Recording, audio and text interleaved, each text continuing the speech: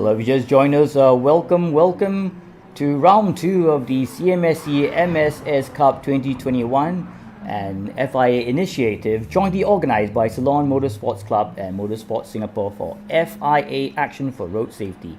Hi, my name is Zachary Mosel, and with me today is none other than Brian Chua. Hi, Brian. Hi, Zach.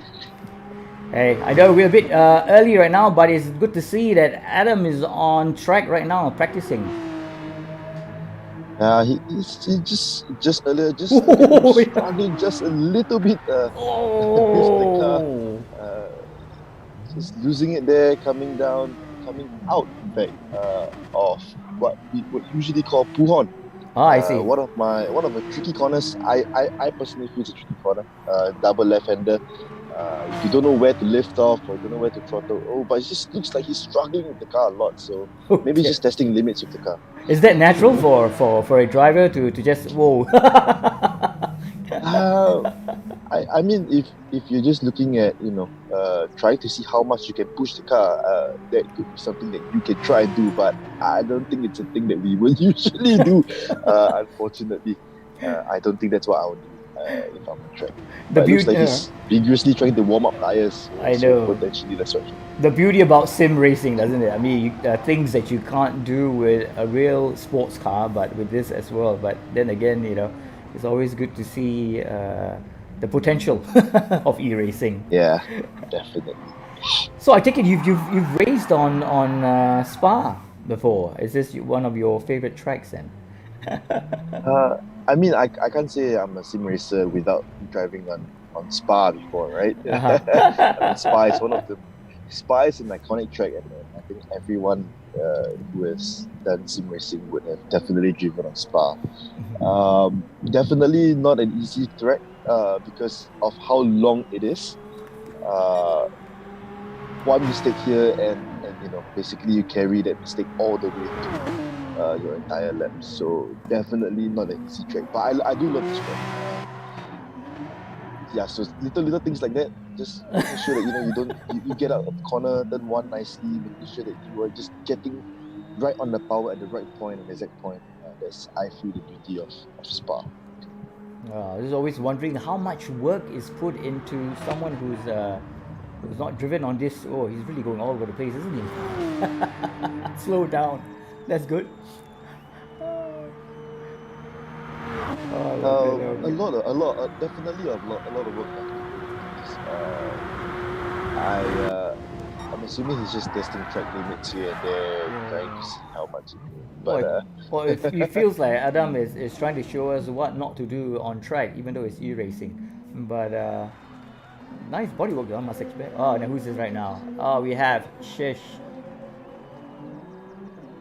it's SL. Hmm. That's a Toyota 86 GT, if I'm not wrong. Mm-hmm. But that looks a very nice livery actually. Nice, nice, You nice. see, it's a very shiny livery. Yes, now he's sort of showing us what we should be doing on Spa. Very clean and nice. But I mean, for all we know, Ashan is just trying to test the limits of his Porsche. It's amazing. I mean, sometimes you see how real the cars look. That you can show it to someone else and they can't tell the difference most of the time. You just see a quick one. But it's really been exciting for me, a journey for myself as well, a discovery about e-racing. I mean, I came from an era where there's a lot of kind of those kind of game console arcade, but this has gone way beyond that, and you see a lot of capable drivers, even professional drivers, taking a liking to it as well. I mean, given the opportunity with this current pandemic, the opportunity to continue racing on a different platform.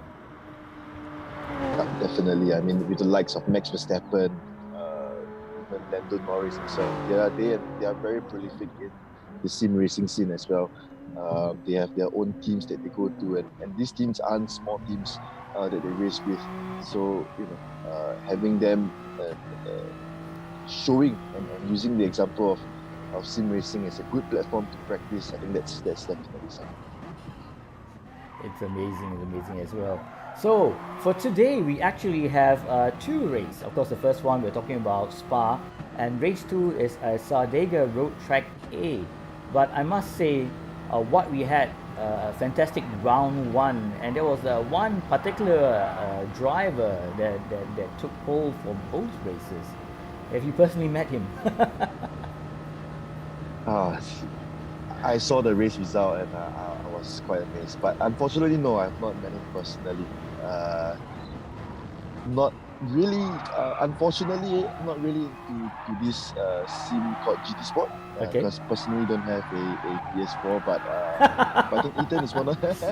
It's about time you But, got one PS4 though, but no. yeah, probably yeah, time to think about it. But but I mean, Ethan is quite a, if I'm not wrong, he's quite a slightly higher profile driver on GT Sport. Mm-hmm. So looking at him taking both, in fact, very dominant race, quali and race 1 and race 2, basically the pole start to finish, I guess. And for race 2, if I'm not wrong, if I remember correctly, I thought it was a reverse grid. So coming from the back to the front, I think that's a very dominant performance coming from Ethan. And of course, we have 2 Pereiras. I think behind the scenes just now earlier, we were talking about whether or not these 2 are brothers. Brian and Kevin, you mean? Yeah, Brian and Kevin Pereira. I think also pretty dominant. In fact, if you look at their race results, race 1 and race 2 are exact opposites for the both of them. So I think they are brothers. They decided that, let's swap positions for the race 1 and race 2. So, Yeah. so you got second in race 2, 1, I'm going to get second. Exactly, they total up with 32 points compared to Ethan's 44. But it's amazing. Look at just at the looks at it. You can see like 2 prominent Singaporeans. One Ethan, and the other one is Asadi Asafi. Yeah, have you met Asafi personally? Very nice fact, gentleman. Yes, I've actually met Asafi personally. I think if I'm not wrong, if you look at the screen right now, he's got Sim 5 driver number 1. Yeah. He was in that very beautiful Golf inspired. I think it's a Golf inspired livery for the Porsche. Yes, I've met Asafi personally. I think he's a very nice gentleman. I think he taught me quite a bit at the start when I was doing GT Sport a bit as well. So it was always nice to see him racing. He is at the moment sitting in the 4th with 22 points. Mm-hmm. Decent races, I think 5th and 6th in both races, and that took him into 4th place. But of course, qualifying in 9th, finishing in 5th, and the second race in 6th, I think it's a very decent performance from him as well. Yeah, exactly. Because I know that he's no stranger. Representing Sim5 E Motorsports. Basically, he won 3rd overall in the 2020 MSF Cyber Turismo ST class, and is currently sitting 3rd locally and 5th overall in the CMSC MSS MAM. Wow, that's a tongue twister. My E Rally Championship 2021. I think there's so many genres of racing, and sim racing basically brings you through everything. So for him, I think he decided to expand himself into rally as well. So it's nice to see. I mean, it's always nice to have separate or different form of racing. Some people taking drifting, some people doing rallying. So it's nice to see him doing very well and flying the Singapore that high. In that what CSMC? Let me try. MSS MAM. It's a tongue twister. CMSC MSS MAM. Yeah, I know, it's an E-Rally Championship. Well, for those of you just joined us, welcome to round 2 of the CMSC MSS Cup 2021. This is an FIA initiative jointly organized by the Ceylon Motorsports Club and Motorsports Singapore. My name is Zachary Marcel, and I have here with me Brian Chua. Brian, let's have a look at the table for round 1. Now, earlier on for you just joined us, we're looking at how Ethan Yeo has scored full points for both races for round 1. So he's currently up on top, followed by Brian Pereira and Kevin Pereira. Of course, we went on debating about whether both of them are siblings, because they not only have the same surname, they also amass 32 points each. Then, of course, we have Asadi Asafi, who's currently with 22 points in 4th position. Looking at the table right now, in the color-coded, you can see the top 2 Singaporeans in the 1st, 4th, and 9th position. as well 11 till the 14th. And we got our friends from Sri Lanka, Brian himself, second and third, Kevin, Akil, Shami, if I'm not mistaken, Rushdie, and Tiago Pereira from 5th to 8th. And of course, not forgetting Viren, Bodiger, and 10. Now, looking at this table, do you think that Ethan is the guy to beat for round 2? Looking at Ethan, I mean, his pace is phenomenal. If the points and the race result looks, it represents how fast he is. Of course, he's definitely always going to be the guy to beat. I mean, he's on top of the table. He's always going to be the picture on the target boards for Brian, for Kevin. I like it the way you say the picture on the target board. Ethan Yo, Ethan Yo. I mean that's how it is, right? We when we come into something, we want to compete, and that when the guy is on the top, you want to try and beat the guy at the top. That's always the case. That's why even if we bring in parallel with F1, that's how Lewis has always had a target board behind his back for the last so many years. He's doing amazing stuff. So for Ethan, I think definitely he's the guy to beat. Looking at his pace, of course, Spa, like I said earlier, it's a very long track.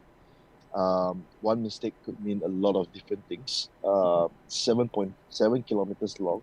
So anything can happen on the track. So definitely something to watch out for in this round.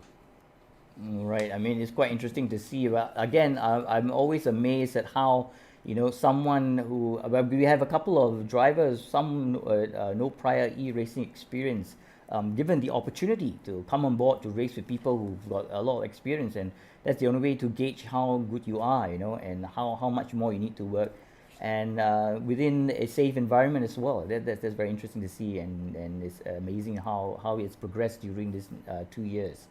All right.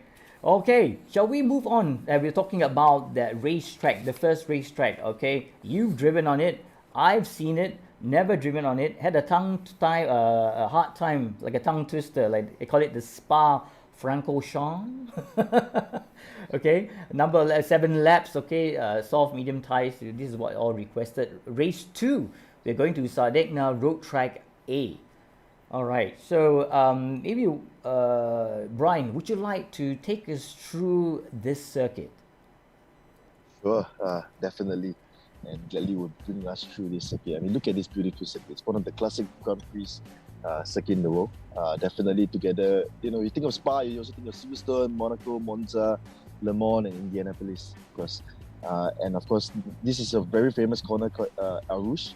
And after that, of course, we have other corners like Blanchimont. These are all household corner names and familiar with all the drivers.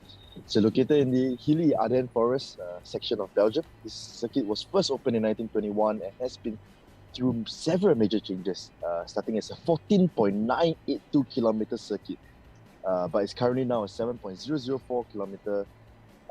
And the Belgian Grand Prix has been held at Spa-Francorchamps 53 times. So, of course, other tracks that are nearby, actually Zoda and Nivelles, who have also hosted the Belgian Grand Prix.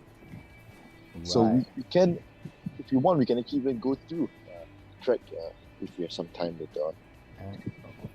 All right, let's see the exciting bit about the track. I always like the whole commentary bit about the track, because it does give the audience back home an opportunity to experience what the driver is actually seeing in front of the screen right now. So we have on-board lap, my favorite. Always get a thrill of not holding the steering wheel but just watching it. I always thought myself be a liability here. All right, let's see. Okay. It's turn 1. We are now just past the start-finish straight. Of course, this is a La Sauce hairpin. Like I said, this is a difficult hairpin because you need to get this right. Because you need to get as much speed down this straight before we head down to El Rouge. El Rouge, of course, it's if you are daring enough and you're ballsy enough, you should go flat out. So here you have to lift a little bit in this car, but in F1 you can actually even go flat out and down to this straight. So further down this straight, it's called the Kimmel Straight. Before we come to a little chicane of the comp further down. So this is a very long straight, the longest straight here on the track. to hard braking into Lecombs, turn 7, 8, and 9.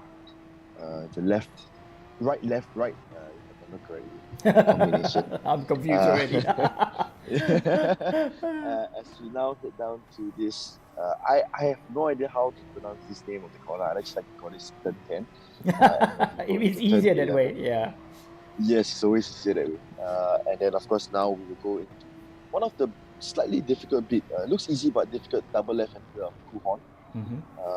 So you need to really, really gauge your braking and your throttle to start throttling out, making sure it's at the right time as we head on down to turn 13. And I am now taught that it's called the campus corner. Uh-huh. Campus happy. Oh, it looks And very as of aggressive, course- yeah. Yeah, it looks very aggressive Yeah. for this onboard. The right-hander of Stravelo, moving on into turn 60. Looking like a very good lap time from this onboard. Of course, we will be hoping to see. You're wondering some who of is the driving lap this right now? Definitely wondering who is driving this. Could it be Ethan? Oh. So Lucky Mong. this is also, this is also Blanchemont. Before we come down to the slightly more difficult bit, we still like to call this affectionately the bus stop chicane. Why Of course, now they just call it the chicane. But Why the bus stop chicane? if you ask, honestly, I have no idea. I think it's just the way that it was configured previously, so that's why it was known as the bus stop chicane for that last bit of the track. Okay, all right. Well, that's really exciting. Now let's move on to our second racetrack. There's Sardegna Road Track A. Now, Brian, have you driven on this track? No, actually, I haven't, because this is unfortunately I think a track that is on GD Sport. So I'm not too sure if they're on the other platforms that I run on, but I have not driven on this track, unfortunately. That might be quite interesting though. But would you like to take us through this circuit? Well, anyway, it's the Sardegna Road Track Alpha. That's what I heard. It's a fictional circuit first introduced a Gran Turismo Sport as part of their update released on June 27, 2019. The circuit is located on the eponymous island of Sardegna, one of a number of Italian resorts surrounded by the Mediterranean Sea, using closed offshore sections of public roads. This is a high-speed technical street course that features both long full throttle straights and tight corners. Now, in particular, the ups and downs of the latter half of the course and the diminishing road width allow for some real high stakes up to the guardrail racing. Now, I heard that this particular track is broken into 3 sections. Not mistaken. But look at the pictures. I mean, look at how real this looks. We mentioned earlier, this basically looks like we're on the track, we're near the track. Of course, not the balloon. This balloon make it looks a bit. But what gets me all the time is this. Can you imagine? Most of these racetracks are housed in some very scenic view, but at the kind of pace that they're driving, who's going to take a look at it? Unfortunately, nobody. That's why we always we run slower cars on this track so that we get to enjoy the view. But I mean, looks so beautiful. Look at the hills. Yes, look at the that. mountains. Look at the wind turbines. Look at everything. It's just beautiful. Beautiful, yeah. Right. So, according to Sector 1, they have is after a moderate incline at the start, you'll enter the first S curve. For turn 1, basically you need to start braking just before the 100-meter marker board on the right. And that's for you going into turn 2 and 3. You have to keep at full throttle throughout. Okay, and I heard that from turn 4, you just have to brake around the 50 marker board and take the apex late and begin braking for turn 5 once you cross the center line. Look at this. My goodness, this is aggressive. Oh my goodness. Very aggressive. But I mean, that's the way it is, right? I mean, you want to be as aggressive as possible to gain as much time out of the corners and everything. Yeah. So I think this is the 50-meter turn 4 late apex. Taking a late apex. Okay. Begin braking for turn 5. Mm-hmm. So that's where we cross the center line. All right. So now moving just straight. I think further up you'll see a little turn 6. Right, it's a left-hand corner with a constant apex. This is followed by a very long straight, so it's important to raise your exit speed there. Okay. So yeah, he's just pushing the car, really, really pushing the car, getting the speed up. And of course, once we see the 50-meter braking board brake at that point, and then ease the car into the inside to pass through the turn at the partial throttle. So just need feathering the throttle here a bit, right? And once the road sign is on the right of you, you can go flat out through turn 7 and 8. So I think that's first and second. That's second in the second sector, I think. So we move on to turn 9. It's a low speed corner. So begin braking just before the 100-meter board. I think I have missed it. I missed it. This is the 100-meter board. No, I have not missed it. So the stop sign on the inside marks the apex. There you go. Moving into turn 10. So slide straight before we go into turn 10. Alright, so turn 10 is this. I think this is this is definitely turn 10. So you just flat out and be careful not to make any sudden inputs because balance is the key here. Wow, that's what the race. That's the the race way. Well, for today's race, we have our drivers. Let me list them now as Hayden Audi, Asafi Asadi, Tiago Pereira, Ken Wu, and Ang Wei Tze. Now, this is an interesting mix of competitors. Some with no prior e-racing experience, to some who are winners. All right, and we spoke about Asafi Asadi. Now, having won 3rd overall in the 2020 MSF Cyber Turismo ST class, and is currently sitting 3rd locally, 5th overall in the CMSC MSS MEM E-Rally Championship 2021. I did it in one breath. Well, what about it? I know, we try. We have our own different kind of speed race, right? Okay, Ben, we also have Tiago Pereira. Now, Tiago Pereira is from Sri Lanka. In 2020 Race from Home and Speed Runs Championship, he was placed 4th for both events. So, do you think he will be the surprise winner for this round? Like I think we mentioned, Asafi is going to be a strong contender. Of course, without Ethan coming on board today, I think Asafi has everything it takes to actually win. I think maybe in race 1 and in race 2. Of course, there's no bias going on. Just to be clear. No. But I think Asafi is strong in that sense. Of course, Tiago. I mean, maybe first race, he's just getting to grips with everything. Looking at him, his race 2 was P3, so that goes to show that he definitely has the pace to try and beat Asafi. But I think race 1 he must have had some incident because he was P14, 0 points. So if he doesn't get into any incidents like the last round, then potentially we might see him on the podium. If not, we might see an interesting race for the top set of the podium.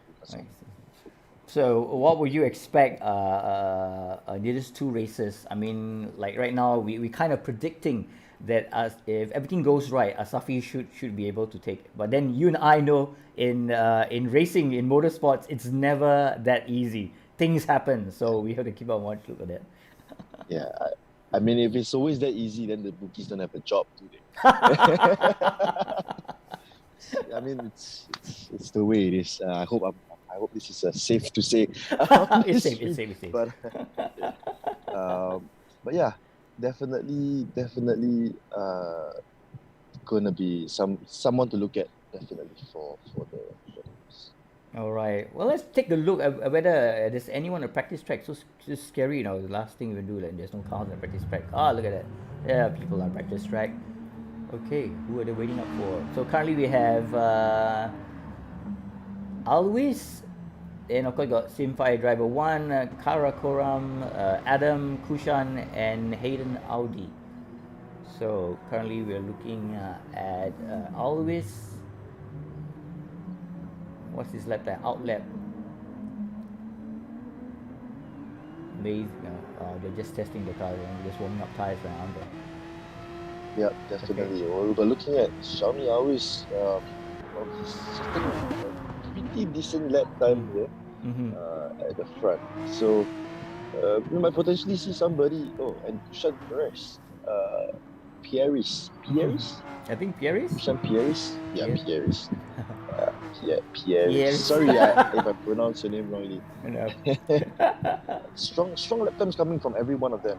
2:18, that's quite a nice lap time. As we are now on board with him. Nice black livery on the Porsche, but I think the Porsche seems to be a very popular car here. Yeah. We've seen a couple of Porsches so far. And of course, we can see Asari in front. Unfortunately, with a penalty, so that means he must have gone off track somewhere. And of course, looks like he has a 1.9 second penalty. Definitely I like it. got off track somewhere. It's interesting when someone says this is a race and someone tells you slow down. It's unnatural, isn't it? Yeah, I know. It's like you're driving, I want to go full speed, but no, you got to slow down. Of course, there you see something of e-racing, which is you get invincibility mode. Invincibility mode. I like that. Like, come on, let's take on it. And of course, we have it Asafi Asadi, affectionately named Sim5 driver number 1. Yep. What is starting early? Well, looks like Asafi really is trying to push for a lap time now that he's cleared his penalties. Yeah. So I think this is going to be his flying lap. In fact, I think Kushan is going to be. I think just earlier we saw as well. It's also a out lap, so this is going to be both their flying laps. It's a slight drift coming out of last stop chicane. So this is going to be interesting because he's going to give a tow to Kushan down the straight. So that's going to give Kushan a little bit more time to gain, in fact, down his lap time. So you can see it's much getting closer and closer to that rear wing of Asafi. So now up Arush, tap of brakes. Ooh, so close. My goodness, that's very aggressive from Parisi. This is going to be a preview, I guess. So we're going to have a very exciting race. Well, he's getting a penalty right now. As you can see, because he just went a little wide at. He just beat his best time, even though he went a bit wide at Arush. So, cutting the corner like this is not going to beat your best time, but I mean, he's a slow down penalty, so that's understandable. Yeah. So as we now, we see Asafi just leading and pulling away. I'm interested to see what Asafi can do because this is going to be interesting. We won't be able to. I don't think we're able to see all the lap times from all the drivers at the moment. I don't think we are, but he's sitting fourth currently. Yeah. Maybe you look on the right side, it indicates some speed time, but that's accumulated though. So currently right now in first place is Paris and Shami Always and Shesh, followed by our Sim5 driver number 1, Safi, currently in 4th position. Right. For those you can see he's just... Go ahead, sorry. Just saying, so we're having more drivers in. It's interesting. I like it. I was told we only had 5 drivers, but hey, look at it. The more the merrier. It's more fun, more exciting that day. Well, for those of you who just joined us, welcome to round 2 of the CMSC MSS Cup 2021, an FIA initiative jointly organized by Ceylon Motorsports Club and Motorsports Singapore for FIA Action for Road Safety. I'm Zachary, and with me is Brian Chua. Currently watching the practice session, and we're looking at some of the time. What's the flat out time for this one? Do you have a for this set of cars? I'm not very sure. If I'm not wrong, this is a GT3 car, so potentially I think outside of this game, unfortunately, I think we have hit 216 before. So 216. Whoa. Yeah, but of course now 218 is the time to beat.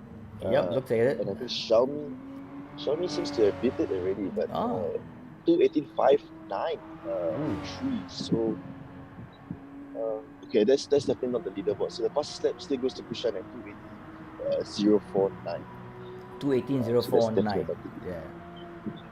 Well, it's interesting to see because I believe that they haven't really gone out yet, just getting a feel of the track again, even though they've driven on it several times. But you and I know it takes a bit of time to just get used to it. And always like a new day on the same track. So it's a lot of warm up going on, getting used to the car, getting yourself. So of course now we are not in the car itself, we're in the rig, simulator rig, right? So getting yourself comfortable in the rig, I think that's very important. important as well. Yeah. I was going to wonder how accurate is it in terms of trying to get the whole experience bit, minus the heat and the G forces. But I've been told that it's really accurate. And so for someone who's driving for the first time might be taken back by the graphics and the handling, depending on the kind of equipment that you have. Definitely. I mean, I've heard of people who, decided that they don't want to drive as much in real life, so they decide to go into sim racing. Actually, of course, in Singapore, we don't encourage people to drive Like that. too quickly on the roads. They don't allow us though. If I'm you not want too to, yeah. Yeah, of course. You don't want to make But it. I'm not sure. I'm not sure how it is in Ceylon, but I'm pretty sure that it's the same rules thereabout. We can't really drive that quickly, unfortunately. Diego Pereira says hello to you as well, and yep, all the best for today's race. It's really I've been told that qualifying starts at 8:30 of Singapore time, so we're quite close to the time, but we'll keep a lookout for it, and everyone's all done and ready. But whatever time they have right now should be used to try to clock up the best time. So now our so-called hot favorite is Asafi Asadi, but then you and I, we just looked at it, is Kushan Pris, who currently holds the time of 2 minutes 18.049 seconds, I'm not wrong.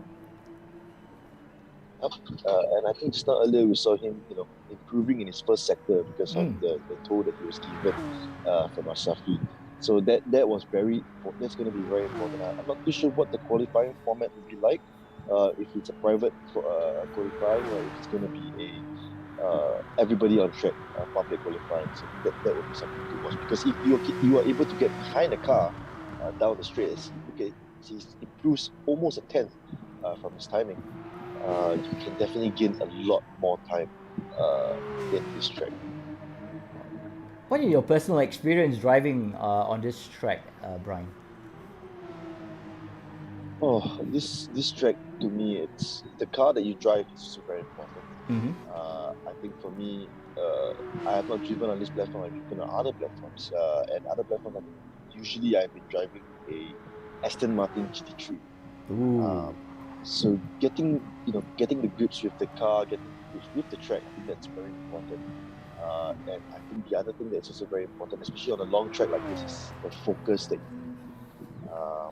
And that to me, I think these are the more important things that you definitely must have when you come into a race. But I love this track. Honestly, I love this track. It's a long, windy track. Of course, that's the thing that we always complain, but I still love it because it's nice. The typical Singaporean, right? Nothing wrong, they just complain. It'd be interesting. I mean, yes. Unfortunately, I'm a Singaporean, so that's I believe that basically that's quite interesting though, right? When in doubt, just complain. But yeah, it's always good to have a bit of a fun time, let all the stress out when you have serious gamers out there. So this track is always awesome. I always like this track. And look at how nice the car are on the track. This livery is, I think, it's really, really nice. I have no idea how they managed to do it, but it's a very nice livery from Sesh SL. Kushan. Unfortunately, we might not see another. We did see a faster lap, 2:17.7. So he has gone on to best his lap time from the previous fastest lap that he's done. Okay. So that's 3/10, almost 3/10 up from his previous timing. All right. So now we're watching Sesh coming out. All right, we're gonna get a commercial break right now. Don't touch the dial. We'll be right back.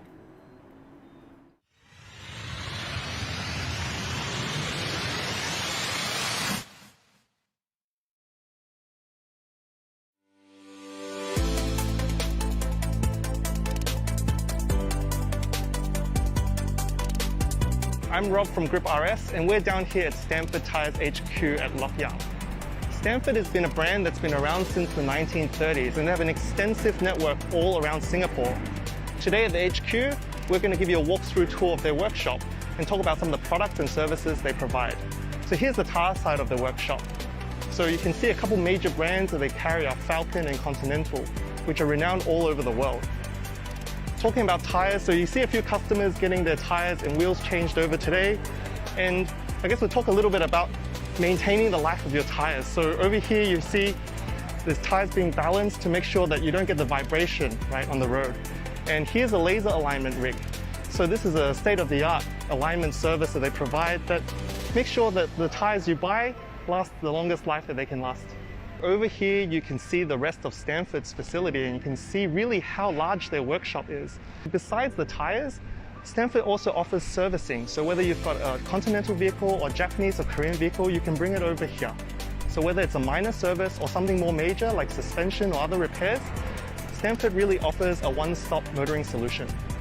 I'm inside the showroom now, and you can see this huge selection of wheels behind me.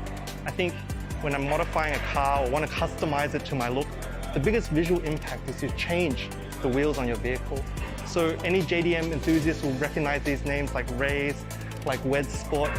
So Stanford also carries its own in-house range, this SSW wheels, and they carry all the appropriate certifications, TUV, JWL, and EAC certification, and there's marketed all around the world. You can see some of the accessories on sale here. When I come into one of these showrooms, the first aisle I go down here is usually the car cleaning products. So over here you can see some of the car cleaning products available. So I personally choose Maguire's. So it's Chinese New Year, time to give yourself some love, and if you're going to do that, I think it's worthwhile buying a premium product, and you'll be really makes the result worthwhile. And here we have the real star of Stanford. It's a Stanford Tires Auto Rescue Van.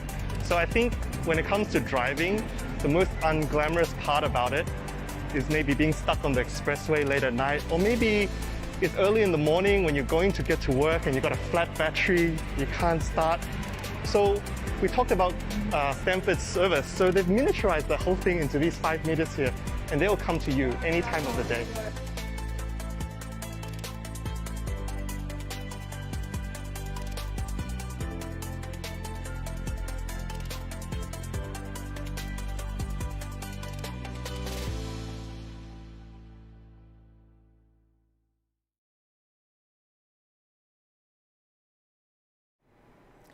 Welcome back. If you just joined us, this is round 2 of the CMSC MS Cup 2021, an FIA initiative jointly organized by the Ceylon Motorsports Club and Motorsports Singapore for FIA Action for Road Safety. My name is Zachary, and joining me right now is Brian Chua.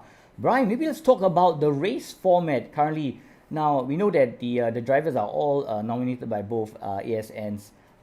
Basically, they will get to know the tracks much later on, so you keep them secret here and there. But qualifying, simple, 10 minutes, I'm not mistaken, for both ourselves from Singapore as well from people from Sri Lanka. And basically for race 2, race 1 and 2, I think they're given a different timing depending on the track chosen.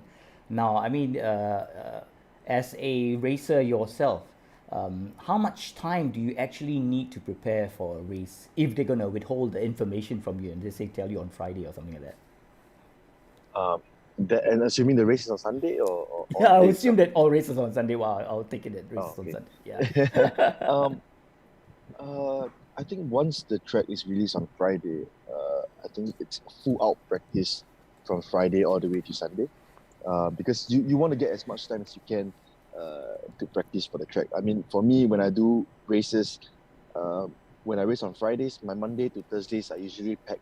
Every night it's always practice to the race on Friday. So if I get the track information only on Friday and the race is on Sunday, then definitely it's going to be everyday full out practice. Are you the kind of guy that hangs a sign on your door, do not disturb, serious e-racer in practice mode or something like that? I think I need to print that out. That would be a good addition to my door. But definitely, usually with some of my friends, some of my teammates, we get together and we practice. I think that's how we do it. Usually, surprise rounds are fun and no fun at the same time. Because if it's a track that you're good at, then everything is more or less fixed. But if it's a track that you're not so sure, then But Yeah, what are the just the way. chances are? I mean, just think for a moment if you've had that prior experience on the circuit itself. Now, being human, there's a tendency that I've driven on this track before, so I can kind of like skip this portion. But how important is that in terms of preparing for a serious race? The complacency. Um, I think it comes to how experienced the driver is, definitely, because the more experience you have means that you have driven more tracks, and you've driven it more times. Uh, and that sort of, it might give you a little bit of that complacent mindset, because it's like, hey, I've driven it before, right? So I don't need as much time to practice as much. Um, but going into the race, especially when you have stakes, there are stakes, or there are prizes up for grabs, there are important points up for grabs. Um, I think most drivers, they would really put in the time and effort to really go through the track, even though they're very familiar with it.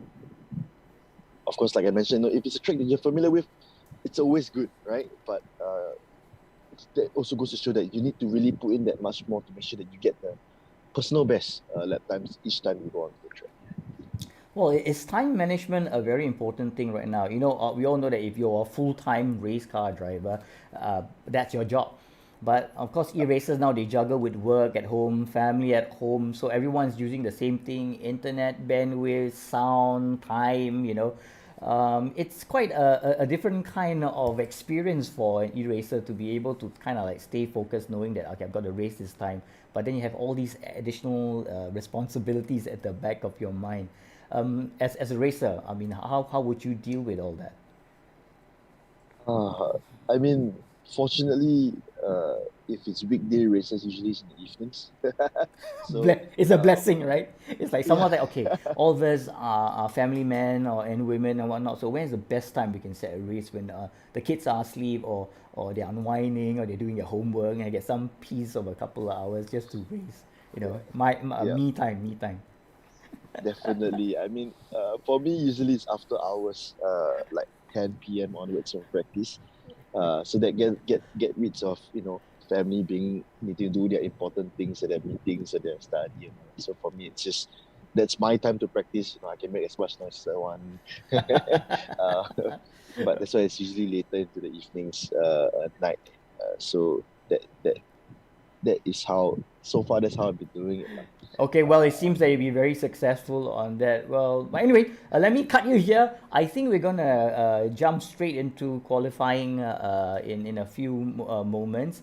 But then again, sure. I know this the stressful bit that you feel that it's kind of an actual personal training. I know I've spoken to a lot of racers as well, and they've come back to me and say, what have you personally experienced during this pandemic period? And they say tolerance, like I say why, to be able, the ability to cut off screaming kids or demanding wives and husbands and girlfriends and boyfriends and pets and whatnot, just to give you that time to focus on your race. But I think a lot of people have come out from this pandemic stronger. I think they've learned time management. I think not only that, I think they're more calm. Well, kind of. Racers were like giving grunt to why, but it's amazing how all this has came about and actually done all that. All right, so Yep. just to check, are we ready for? Yes, we are ready, and we're gonna hit the circuit right now to watch the first qualifying. Currently right now we got Tiago Pereira. Wow, check out his car. Nice. Amazing. I wouldn't mind having my name at the back of the car there. Moselle. And he sponsors his own car. Oh, look at that. Oh my goodness. Beauty. Very nice. Very, very nice. Oh, lovely. Livery. So Tiago Pereira is going to be someone that we were looking at. So this is going to be interesting because I think he's the first to be doing lap times for us Mm-hmm. on circuit right now. So definitely going to be interesting to see where he ends up, as he is now going up towards El Rouge and Redion. Just a little bit wobbly there from him, Mm-hmm.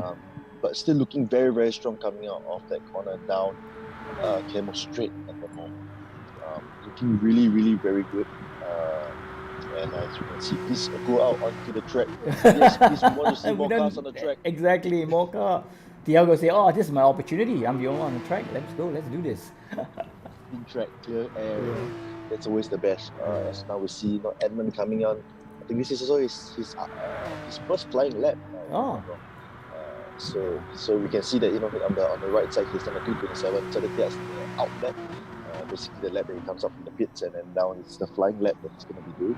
Oh. We have 7 drivers for now, so that's good. We have 2 more than what we were told we were going to have. Yep, but of course, this is the problem. Definitely. So this is always the problem, right? With qualifying, is that you want to get a nice piece of tarmac, and you don't want to be blocked by other people. So as we can see here, Sesh is just trying to get his way through Kushan Pierres is right. Pierres. So you can see Pierres just keeping behind. I think Kushan likes to be drafting a car. He might be faster, but he seems to have a knack for drafting cars, and maybe the Porsche is just that much better at following another car. Look how close he is. Nice. Oh my gosh, a light tap is just going to end Sesh qualifying lap. So, we're going to see a little on-track look battle at that the moment. So I'm not too sure what Kushan is doing. I'm not sure if he's on the out lap, because it looks like he just came out of the pitch, because just letting Sesh pass again. So I'm not too sure what's going on here. But that's going to lose Sesh some very, very important time to his qualifying. Alright. Well, I'm sorry, I've just been told that we're currently still in practice and not qualifying. I think there are some issues we're going to deal with. So these guys are just having a bit of practice right now. So anyway, maybe that explains why they're having a bit of a fun time before the serious qualifying. What kind of a car is that? That's a Toyota 86G. You call it the Toyota 86GR car. I was told we have just 1 more minute before qualifying, so not too long. Okay, we have another car. This is Asafi Asadi. Nice blue tint of paint with a little happy yellow color there. How's he doing right now? Oh, look at that. Looks quite decent. I'm not too sure what his pace is like at the moment. But looking very nice and neat out of the corners to get him going through the comps. Very neat out of the corner, not really unsettling the car like many of the others. This is quite a tricky bit, because you want to brake as early as possible to get as much speed out of the exit here before you brake into a left-hander here. Again, you want to get as much speed going down this straight, because this is to the next. To me, I like to call it a difficult bit, because this is a double left-hander. You really need to know where to throttle and where to get your speed. It's just, you see, getting a bit too early means you're going a bit wide. And I think in this GT Sport, that also means you would be given a time penalty as well. But looking quite neat through the corners. So hopefully we are not putting too much pressure on him to do well today. Okay, now we have someone has started off the qualifying.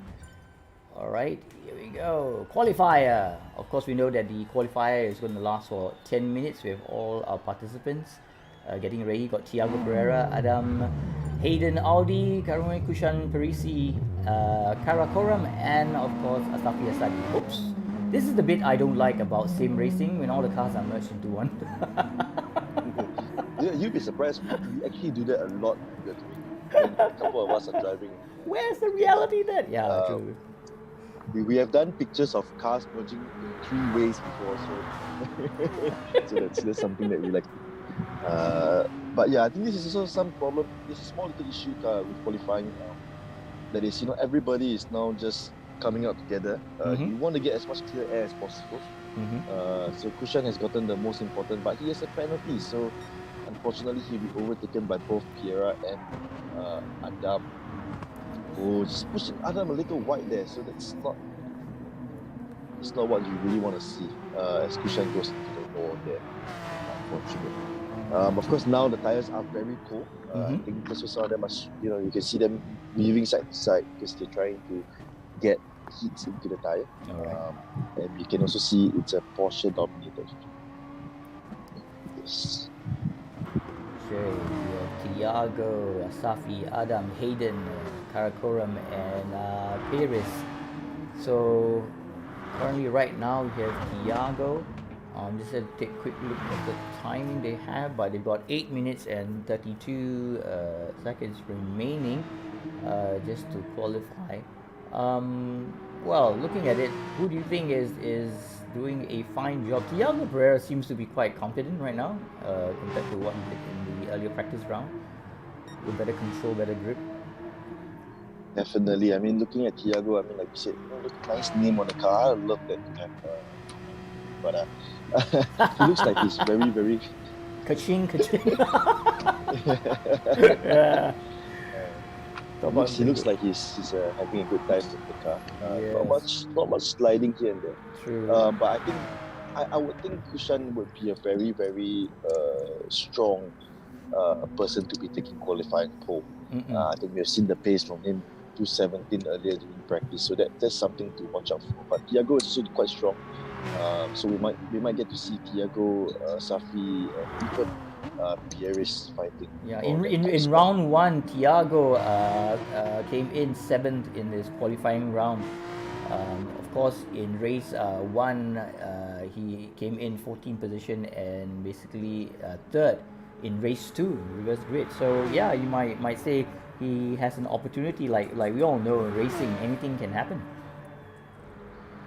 Yeah, definitely. I mean, to be able to finish third on the grid as a reverse grid driver, I think that's always something because you have to fight off, you have to fence off the faster guys remaining third. So definitely, I think he has pace, but of course, let's see how he does at qualifying because qualifying is all about the nerves, Mm-mm. right? It's really about getting yourself calm, making sure that you are just doing the best that you can on the track because it's a one lap thing. Any mistake that you made, that's it, and you have to be done within that 10 minutes. So it's very important timing. Everybody has to stay focused because you cannot allow small mistakes to affect you. So you see Adam, just pushing the car a little bit towards the cones there. So just pushing a bit more aggressively. But it looks very comfortable in the car. The car doesn't look like it's leaking as much as they were earlier. So like I said, he's the car that was trying to, if I'm not wrong, test the car. Yes, the gentleman that was going zigzagging on the track much earlier on during the practice. But yeah, I would say, but nice livery though, not for the faint out floral design and whatnot. But yeah, currently Nice. right now we can see that there's 6 drivers right now: Thiago, Safi, Adam, Hayden, Karakoram, and Paris. I think everything's up for grabs. But then guys, you see the two consistent one, Thiago and Asafi. I would say in the next 2 races, these 2 guys are the ones they will be keeping an eye on. So that's a 2:18.1. I mean, it's a fastest lap at the moment. And Asafi does a 2:18.39. So he's only Ooh. 2/10 behind. So this is going to be interesting because 2/10 is still quite it's quite a lot. It's not a lot on this track because, like I said, this track is very long. So the 2/10s can be gained anywhere.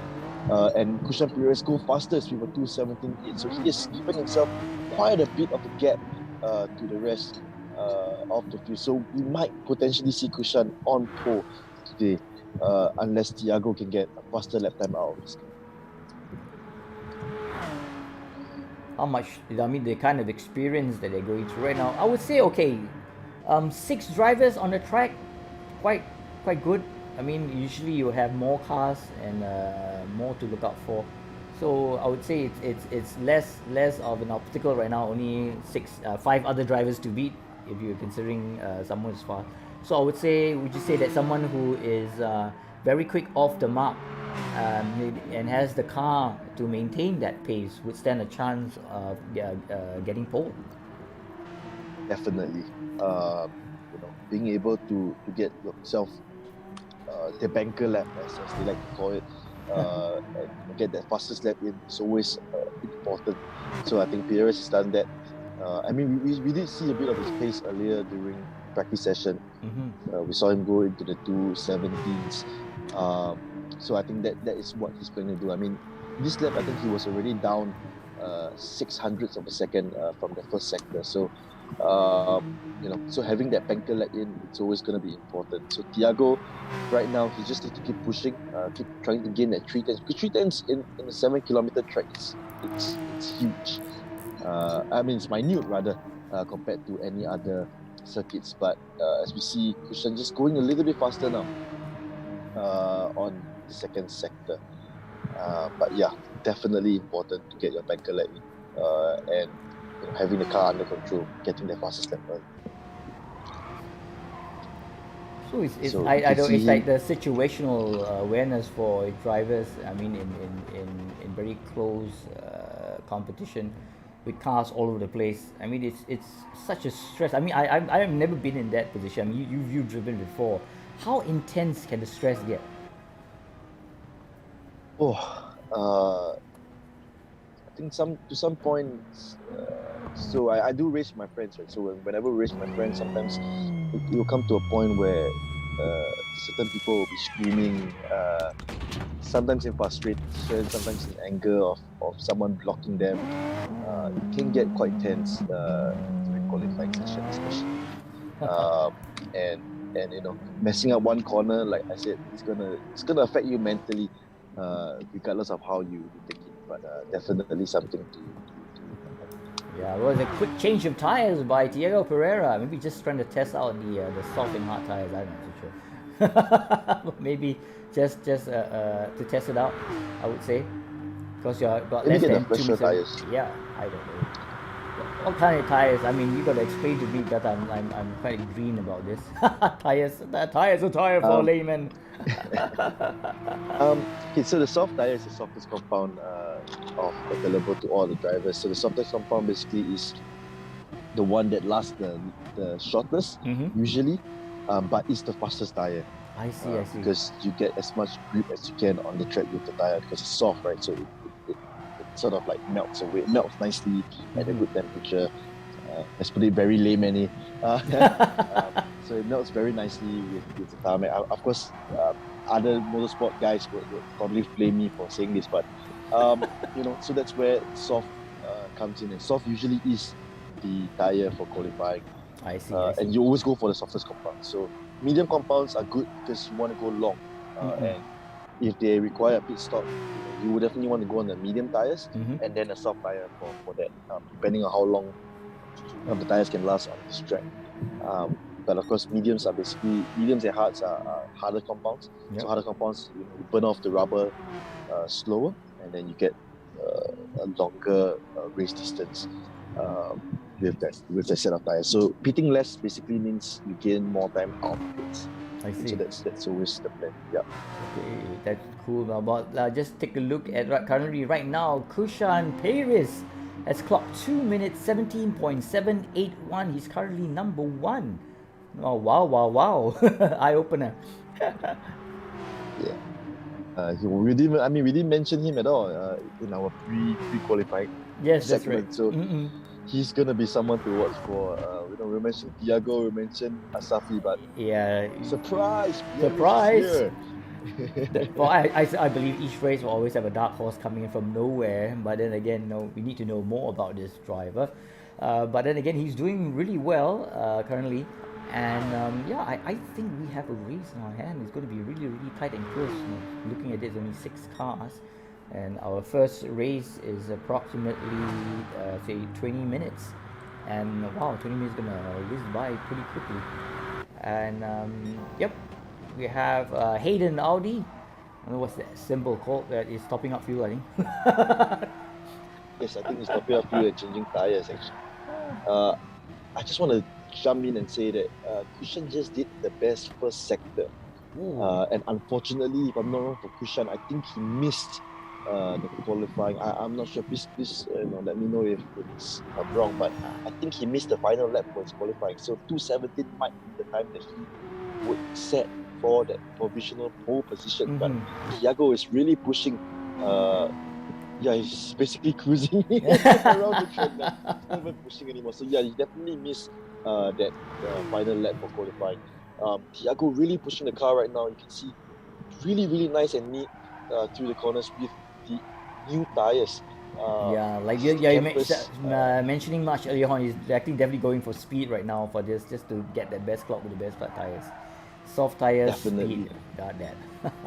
Best, look at that. definitely. So Oh, there's a 3/10 up his personal best. So potentially we might get a very, very close faster qualifying lap from well, he's got to do it Thiago quickly because Pereira. only got less than 1 minute remaining in the qualifying. But yeah, he's going for it. He's going for the gun. Look at that.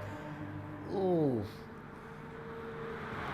Now stunning. comes to the bus stop chicane. Yay, here we Hard go. braking. Ooh, nice race line there. Oops, slightly a bit, yeah, but he's getting it into the field out. What do we have behind him closely? He goes faster. Ooh, look at that. 2:17.7. He goes Woo! faster. My So he goodness. really pushed himself to hit that fastest lap. Amazing job. Amazing job done by Thiago Pereira. Oh wow, amazing. That Wow. final lap was really good lap. 2:17.7. I think it's a 10. So, It's only 600ths of a second faster whew. than Christian Perez. So Wow. that's So a it's going to very be, good lap yeah, time coming. it's going to be very close, neck and neck. That's it. I believe it's going to be that fast. So Thiago, Perez, and Asafi, three of these drivers to look out for. But then again, things happen. We won't like jinx them. But then for this, we're going to go straight to race one. All right, cars on the grid. There we are. If you just joined us, welcome. This is the CMSC MSS Cup. Okay, round two, we're gonna have 6 drivers on track. They've proven themselves. Like things happen, but we are ready. It's red. Hold on I to your think they're breath. starting slightly differently actually. They're Yeah. starting with a reverse grid. Ah. So Thiago qualified first, he's now in P6, so Yeah. that's gonna be interesting. Okay, and they're off. Whoops! What happened? Whoops! The glitch. What happened to car? One car has gone off. We only got 5 cars. Hopefully mixed up. We got Adam in round 1. We got Asafi in second. Hayden in third. Thiago in fourth. Perez on fifth. And Karakoram in sixth. So they're really going all out. I think Karakoram actually, unfortunately, got that weird lag moment of the start. As we see Asafi now having a 0.5 second penalty. That's going to be huge because that's going to allow Christian and Thiago to gain on him. Oh no. And Christian has a 1 second penalty, so that's going to be also affecting how whether or not he can fight with the top 3. But like we saw just now earlier, he definitely has the pace. As Thiago just goes a little bit wide there, coming back on the track a little bit dangerously, pushing Adam. Now they're making turn 10 right now. It's a tight. Look at that. And the 5 cars coming together. Asafi still has a 0.5 second penalty, as you can see. I think Christian has a 4.3 seconds racked up already. So that's going to be huge because that's 4.3 seconds on this track is really big. No dear. That's going to be a very long slowdown for him. Definitely allowing Hayden to pass. I'm not too sure if there's a forced slowdown section here, but I think on GT Sport they'll do that. Oh, just on the inside of Adam. Really taking Adam out. So that's really very aggressive coming from Christian Perez. Alright, turn 20, here we go. We got around turn 16. Let's just make it around that bend there. With critical flare or something like that, you call it. Penalty 4.3. Oh dear. He's already 2.3 seconds down from Asafi, and that's gonna be 6 seconds total. So 6 seconds is gonna be a very long time on this track. And of course, we see Asafi now 1.2 seconds clear of Thiago. So that 0.4 seconds is not going to do much of a damage to him compared to what Christian Perez had. So of course we see Thiago as well has a 0.4 second slowdown penalty. I think they get to clear it as they slow down a bit more into the corner. Yeah, definitely. So braking earlier helps to clear away the penalties for them. Of course, he has done that. Unfortunately, Asafi hasn't. Still 0.3 on top of him. Oh, interesting. Wow, I learned new exciting. thing about braking to nullify your penalty. That's quite interesting. Now they're going down that stretch of Camel Straight. You call it? Yes, the Camel Straight. It's the longest straight I think on the circuit. It's just small penalties gaining from. Oh, just see Hayden going onto the grass. That's not what you want to be doing. Down the inside, unfortunately, doesn't make the move stick. Tried to do the cutback, but he was already too far away from Adam. Wow, it's gonna be amazing stuff coming from these two drivers. We think we get to see a little bit more action from them, for sure. As we mentioned, Asafi is leading, followed by Thiago Pereira and Kushan Pierres. They have just made that turn 11, heading straight to Pohon, turn 12, with Asafi currently leading Thiago Pereira and Perez. See, a penalty. He's managed Asafi, to get. Yep, no penalties now.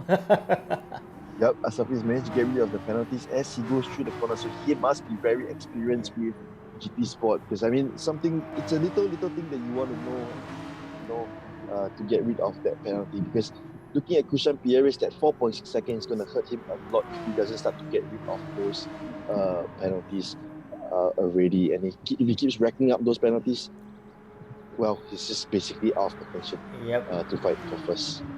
So perhaps maybe he's just going to find the right time to clear those penalties, because right now he's just trying to close the gap. But if they know exactly how to do it, I think they have something up their sleeves, especially for him. But just trying to maintain. Ooh, there's a slight turn there around the chicane, and ooh, and going down that stretch down 19. Definitely coming out of bus stop chicane for Thiago, just a little wobbly there because he just touched the curb a little bit more.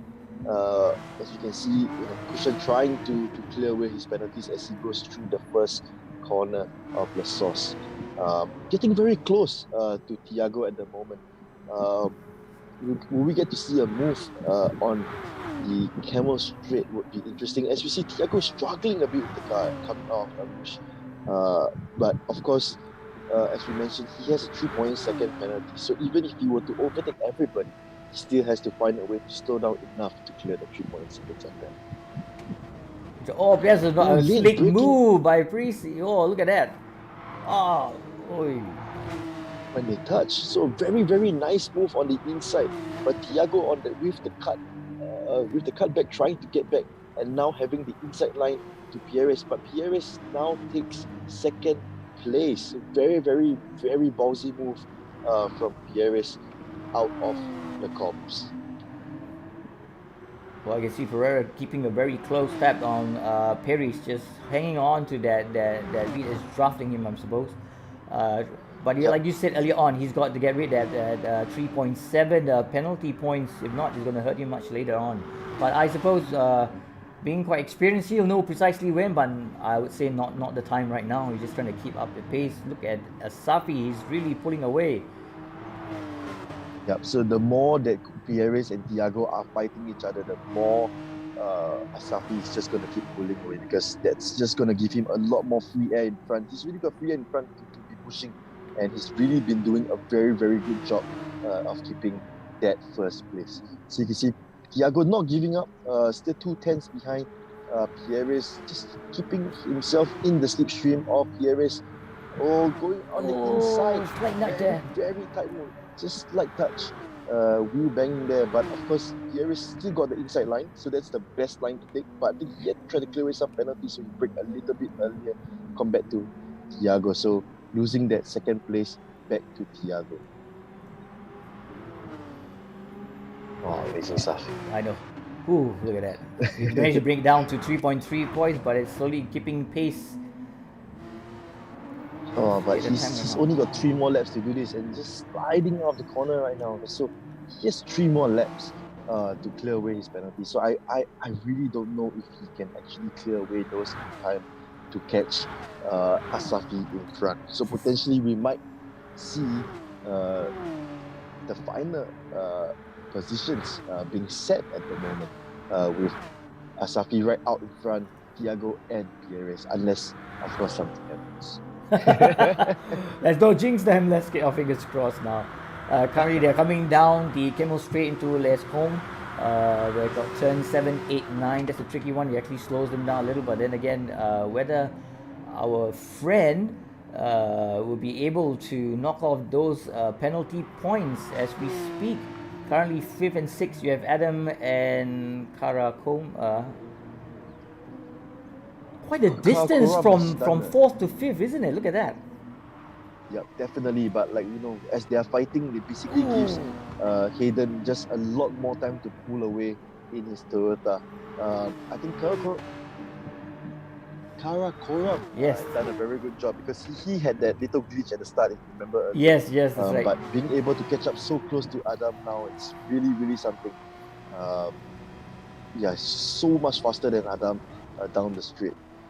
He's trying very hard. Adam's really holding him back as much as realize that how much pace he has in the back. He's just fighting for that opportunity for him to. Oh, I spoke too soon. Oh, his arm on the draw. Oh dear. Oh dear. That was unfortunate for Karakoram. Unfortunately, whatever good thing he's done, he's just undo it in that one slight little off. So Adam now basically can heave a sigh of relief and try and chase Hayden in P4. Alright, so currently you have Asafi Asadi in first position, followed by Thiago Pereira in second, and Kushan Paris in third, Aiden Audi in fourth, Adam in fifth, and Karakoram in sixth. They are just going through past lap 5. There's 2 more laps to go. And looking at it, we have Paris still holding on to that penalty point. Doesn't have much time to get rid of them, but then unless it does something miraculous, they will be managed to get rid of those points. But look at Asafi Asadi. Look at him go. Doing an amazing job, I would Yeah. say. Really doing an amazing job. But let's not discount Thiago. I think Thiago has cut the time from Asafi by a lot. He's now 6/10 away from Asafi. So we might get to see a battle brewing between the first 2 drivers at the end of the race, actually, towards the end of the race. Because I think like we mentioned, Pierre is at 3 seconds and he's still holding on to 3 seconds, so he's going to be out of contention, I would say, for the first 2 places. But of course, it's a race, anything can happen. Yep. And Thiago and Asafi fighting might just give Kushan Pieris that little thing that he needs to gain all the time on them. So currently penalty points staying at 2.3 with 2 laps to go, and look, the chances are, like you said, if this stays the way it stays, we can't the position for race 1. But like again, you said anything can happen, so let's not jinx it. Currently they are going through a bit of the rush here to turn 15 down the Stavello to 16. Now will Thiago find the opportunity to close the gap between himself and Asafi to try to get that edge over him? But I think right now you can see Asafi is really doing a fabulous job just holding him off. But then again, Thiago is really closing the gap. Look at that. Unbelievable. Yeah, Thiago is really, really fast in the third sector. As we saw in the qualifying, he was the fastest in the third sector, if I remember correctly. So he's basically gaining all his time on Asafi in that third sector itself. So you can see just coming out of the bus stop chicane very nicely, getting down on the start finish straight, pulling as close as he can, trying to take a look on the inside of Asafi. But just a little bit too far back at the moment to make a move on Asafi. But Right. 4/10. Yep. All right, my bad. I actually made a boo boo about it, stating that it was penalty points, but it's actually more penalty time. I stand corrected. So he is really closing up the gap. Asafi is holding on to their life. Oops, hits a penalty point. Yep, so Asafi has a 1 second penalty because he actually took an offline out of Al Rouge. So that gave Thiago basically all he needed to launch at him on Camo Straight, because once you don't get a good exit speed out of the Arouge and Medion, you're basically a sitting duck on that Camo Straight itself. All right, here we have Thiago currently in the lead, followed by Asafi Asadi, who currently holds a time penalty of 0.7, which I think is just easy for him to knock it off somehow or rather. But closely in third position, you have Paris with a 2.0 penalty time. Yeah, so Christian is, slowly trying to get that penalty time down, but he has to do it quick if he wants to fight for the first two positions. But going right there is not going to help him at all. As you can see, the timing just getting further and further away. Additional 0.5 seconds. Oh dear, but of course, if this stays as it is, he will be in third position at the end of the classification. Well, really and Hayden doing a very good job keeping himself in P4. Oh, and Karakoram actually overtook Adam already. Oh. So he is fighting very hard to catch up to Hayden. So definitely Karakoram has the pace to fight for P4, but is it a little too late now? As we see, this is lap 6, so they're heading into the final lap already. It might be a little bit too late for Karakoram to overtake Hayden, but well, let's see how much pace he can pull out of this final lap. As we see the leaders coming down the start-finish straight, Thiago leading the race. As we saw earlier, the overtake done by Thiago out at the end of Camo Straight into the comps. As we see Asafi right behind with a 0.9 second time penalty added. I think to the final timing of the race if he doesn't clear it during the race itself. So Asafi trying really very hard to catch Thiago down the straight. Look, coming so close. Look how much slipstream he's given by Thiago. Wow. Look round at that. the outside. Ooh. Round the outside goes Asafi. Oh, and they touch. They actually touch. So close. But Asafi, I think with that little bit more experience, I'm not too sure whether or not he has more experience than Thiago, but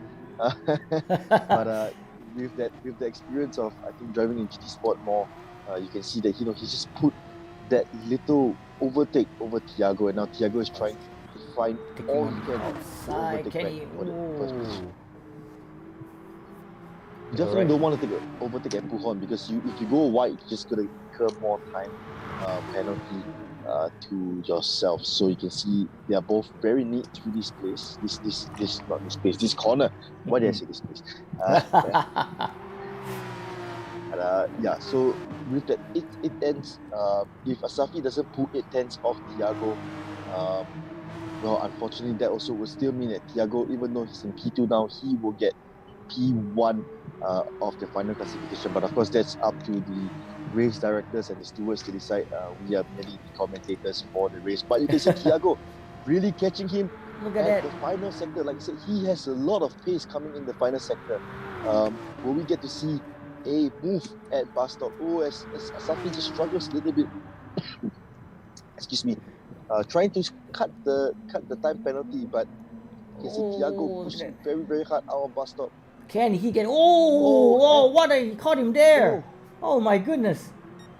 Asafi actually missed and he cleared the penalty, but actually, unfortunately, given Thiago that first position. So well done, Thiago, coming in first place. Asafi in second. Wow, no worries. I mean, yes, what a race. What a race for that last bit. That slight mistake there by Asafi has given Thiago Pereira the checkered flag. So as it stands right now, before adding all the problems we face, so we have Thiago Pereira first. All right, Asafi Asadi in second, Paris third, Adam fourth, Karakoram in fifth, and Kushan Paris in the final lap. Amazing race. It was that close. It was that close. There we have the provisional results. Tiago Pereira in first place, 16 minutes 26.164, followed by Safi Asadi, 16.27.055. Kushan Paris, 16.36.646. Karakoram, 16.47.183. Adam, 16.52.310. And Hayden Audi is not given any time as well. I think he's being some penalty. We just have to check with the race stewards. But what a race with Tiago doing that last minute maneuver. It was just really luck on the part of Safi just to miss that crucial bit. What actually happened? He went too wide or just lost control? I think that's the beauty of bus stop chicane. You basically need to get your braking right and you need to get the throttle out of bus stop at the exact moment, because any earlier, as we saw just now, he will start to spin. And I think to some extent, having Tiago so close to Asafi, that might have given Asafi just a little bit of pressure, knowing that he needs to clear the penalty, he needs to get as far ahead as Tiago as possible. And that might have gotten to him and causing him to make that little mistake and sliding off, which is really unfortunate because Asafi had a very, very good race today. He took the lead in lap 1 and he commanded the entire race until that very end, until that very moment. But it's amazing to see. I mean, the opportunity between that little fight between Karakoram and Adam. But Adam did well by pulling himself up. And like you said, like in the race itself, there's always an opportunity, when someone errs and you capitalize on it. That's like a blessing, a given, like what happened in our first position. So look at it right now. Our predictions almost correct. Okay, top two guys are up there, but it was a tight tussle. But then don't write off our friend Paris, who actually did pretty well as well. But then again, with all the penalty time that he had, would that be the final result? I don't think so, because as we know, there's a provisional results. But looking at them right now, technically, who would you put your money on? Oh, I would put my money on Tiago actually. I will still put my money on Asafi actually. Sorry, let me not move away from Asafi, because Asafi had a very good pace. I mean, you saw him. Even though he was overtaken by Tiago, he managed to take that lead back from Tiago. So you know that he has the pace. You know that he has that raw pace to be able to push himself into that first position. So really unfortunate incident for him at the end. But of course, sometimes getting pressure at the back just gets to you, and mistakes happen like that. But my money is still on Asafi. I mean, we have a race 2 later on. Of course, it'll be a different track. But yeah, looking very, very strong from Asafi. By looking at a lot of opportunities, you are mentioning that some of the corners where there's an opportunity for you to overtake your competitor. But there are certain bit on the tracks we realized that a lot of the cars were going really, really wide. Is there a reason for that, or are they just trying to make use of that straight to pick up as much speed as possible? I think it's just really just making use of the track more than anything else, because I think you can see that, especially the top 3 guys, they were pushing very hard, especially at the start of the race. And everybody at one point had some penalty time on top of their names. But I think it's just more of a making use of whatever track they have. Of course, the penalties keep them in check so that they don't abuse the track limits. But you can see that they are all trying to get as much time as they can to overtake the other drivers as well. Mm-hmm. So I know there always this problem they find that the racers have is that they go straight down Camel Straight, and that's the fastest straight that they can possibly gain as much. But it's that crucial bit in turn 7 and 8 that kind of kills the whole thing, because it's so amazing that they need to brake at the precise point. If not, then they will have issues. Like you said, I mean, that's the fastest point, and that's going to be the hardest braking point on the track. And I mean, we saw a move done twice, if I'm not wrong, at the comps, where you just late brake and you manage to overtake on the inside. So it really goes down to how familiar you are with the car, how confident you are with the car, because late braking means you might potentially miss the corner, right? So uh, really, it's about being able to control the car to the point where you are able to late brake, out brake your opponent, but still make the corner. So definitely very interesting to see from the drivers just now. Well, of course, we look at the two distinct circuits right now. I mean, we can see that Spa has all these fancy turning corners and whatnot. But once you get a bit more exciting later on when we see race two. Okay, but up and coming next, we're gonna visit the first circuit again, and this time around it'll be quite interesting. We are going to have a kind of a fun race, and what I mean fun race is we are going to drive in that circuit again, Spa circuit, but this time it's fun just to get for our viewers to have a look at it. It's not all serious, but then again, you and I know whenever you put a racing car on track, there's nothing called fun. It's all serious and focused work from then. But looking at it right now, I am well. You say you're putting your money on top of Safi Asadi. So yeah, maybe let's see how he works out in race two. All right. But in the meantime, right now we are gonna start off the fun race, and yep, just a look at it right now. We have. Okay, we have a qualifying round for the next, a repeat of race one. Interesting, right? So to be fair, we're gonna go through the whole bit, but basically in 1 minute, we'll be going to the qualifying round. So maybe this is an opportunity. Qualifying in 2 minutes, and opportunity for maybe Paris to have a quick reflection of what he did right and what he did wrong, and maybe perhaps he could correct it and capitalize on this. But of course, this is a fun race, but you know, for racers, every opportunity to race is fun. I would say it's fun, but also a bit of a serious factor involved. But well, we've seen how basically our friend, okay, has come to really close to getting the top position as well. But then again, a couple of errors here and there actually forced him down, and of course his penalty time being awarded. Now currently we have Shami Always. I was wondering what happened to Shami Always, because initially we started off with 7 races, and then we went to 6, and now Shami Always is back. Yep, that's good. It's always good to see more drivers on track. That always brings more. Let me be the bad cop and say more chaos on track. I love chaos on track. Of course, when I'm driving, I don't want chaos, right? But Yeah. as a commentator, you know, that's your time to shine. You want that chaos on track. As you can see them coming out of It's already chaos. Yep. So alright, we Trying to have overtake each other. Tiago Pereira, Adam, Hayden, Audi, Kushan, Paris, Shami Always, welcome back, and Safi Asadi and Kara Koram. Well, they're doing their. This is gonna be. Yep. Look at that. Ooh. So, Qualifying round. Here we go. This is gonna be exciting because this has no stakes at all.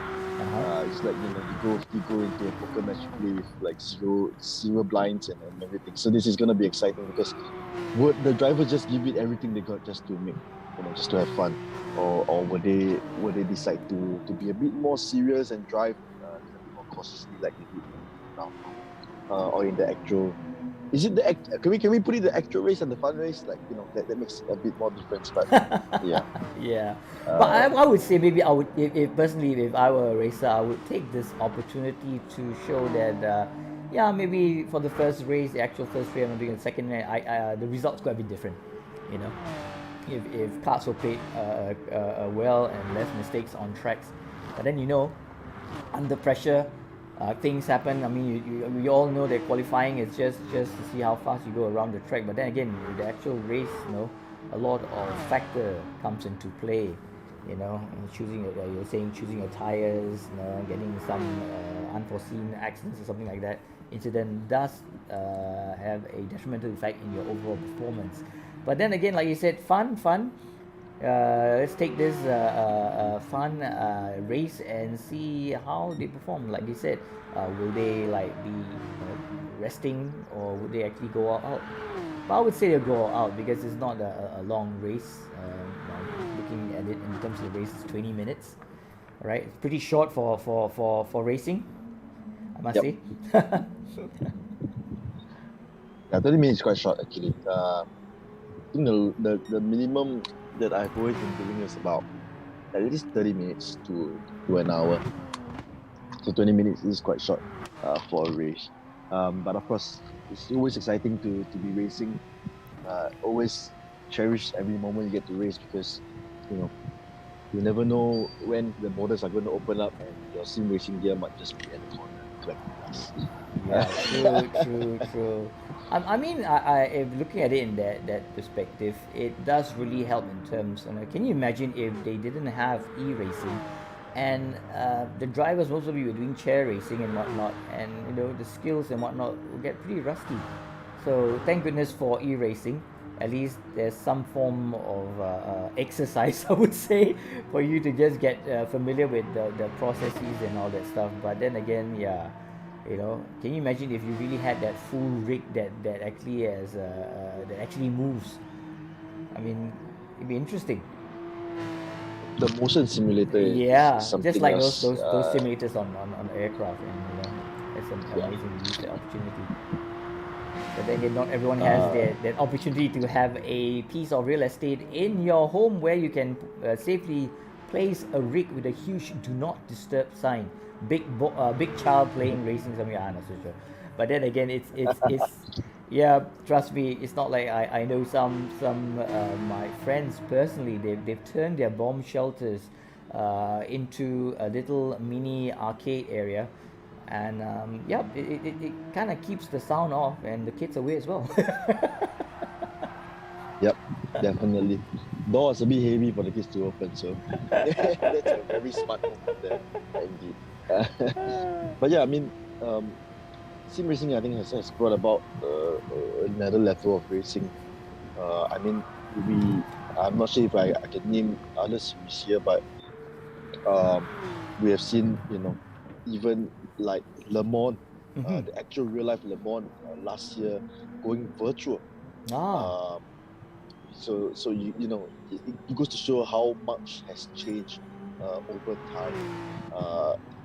Being able to bring something so grand and so historic into a virtual setting, I think that was something that amazed me, especially last year when we had that virtual Le Mans series, and you got to see all the drivers. I remember one of the drivers during the race, his equipment actually failed on him. ah, So what he did was he immediately unplugged everything, pushed the faulty rig apart at the other side, and then pulled the spare rig up and started racing again. And all this in 30 seconds. Oh It my was goodness. amazing to watch. Yeah, that was like the key highlight of the Le Mans virtual series. So, this kind of thing that you can do online that you can't do offline, because if you crash the car in real life, that's the end of the race, right? But Yeah. for that guy, it was not the end. It was just he swapped his rigs. He came in with another one, and boom, he was off again. Well, look, it goes to show that this guy came in and he's fully prepared for it. I mean, with a spare rig. How many people have a spare rig? Come on, pull your settee chair over this. Hope for the best. But yeah, Exactly. I mean, this is the whole bit Exactly. about it, and you mentioning about Le Mans, and I think it is a time where we learn to accept the whole COVID situation, and we got to move with the times. I mean, look at it. Yes, having to go through 2 years of the pandemic kind of sad for everyone, some loss of loved ones and whatnot. But then you look at this, it kind of propelled e-racing to the forefront, and now look at it, everyone is really into it, and it's given a new lease of life. And even for the professionals, people frown upon it, but now they're looking at it in a different way. And I think the important thing is to stem the mindset that e-racing is not arcade. Okay, it is actually a different level. It's a different kind of animal on its own. It may not have the full G force, the heat, and all that stuff, but then again, it still gives you that same intensity in the race and understanding the track and understanding the cars. And really, you just give a couple more years, or maybe a couple of months, I'm not so sure, that they'll be able to put things together, and it really gets really realistic. Look at the track. I mean, look at that. It's amazing. I mean, if you show someone, I remember showing someone who's never watched e-racing before, and he's going on saying, "My goodness, you mean this is all generated by computer? Wow, where have I been?" Exactly. Even for I remember the virtual thing about it's exactly the same thing. You basically don't see a difference between. It just looks so real. It doesn't look digital at all. So that was amazing to watch. Yeah, it's amazing. You know, yeah, it's definitely amazing. And of course, technology is always something that we have to continue to embrace. As we can see, some of the drivers here have done. Yep. And something that we need to keep using and to keep to our benefit for sure. True. Right now, if you go back, we are currently looking at Shami always currently in third. But we look at the fastest lap. It's taken by Tiago Pereira, 2 minutes 17.968. I think that's faster than what he did in the actual race one. I have to check my data. But yep, he's currently in the first place.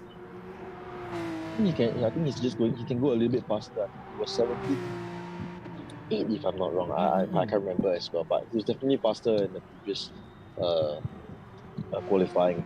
Yeah, but Thiago especially setting that. towards the last lap, we saw how fast his car went when he was trying to overtake Asafi, and he successfully did it. I feel his car is packed with so much more power. I mean, having a name on the car, it's probably another 20 horsepower. That's not a given, isn't it? Yeah. But I mean, he's been doing a good job, definitely. I think Asafi has gone faster as well. He's doing a 2:18.1, if I'm not wrong. 2:18.1. So he's definitely gone faster than his previous qualifying. Shami Awit's coming on in P3, I think also 0.05 of a second behind. I think that's also a 2:18. Probably 2:18.2 if I'm not wrong. And then further behind we have Karan, Kushan, and Hayden and Adam at the back. So I think Pierre is, it looks like he's taking the back seat here. Sitting in the pits now, not really coming out to set any more lap times, unfortunately. So that's the end. That might be the end we see of that.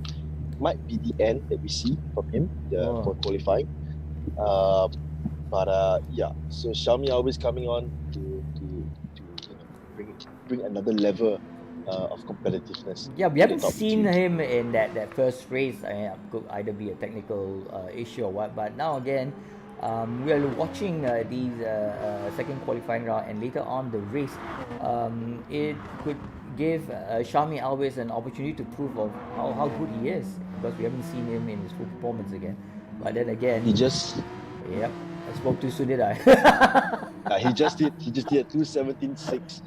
Just a little bit too soon. Oops, I shall zip him out now. But no. I mean, it's all good. But he's gone faster. 2:17.694.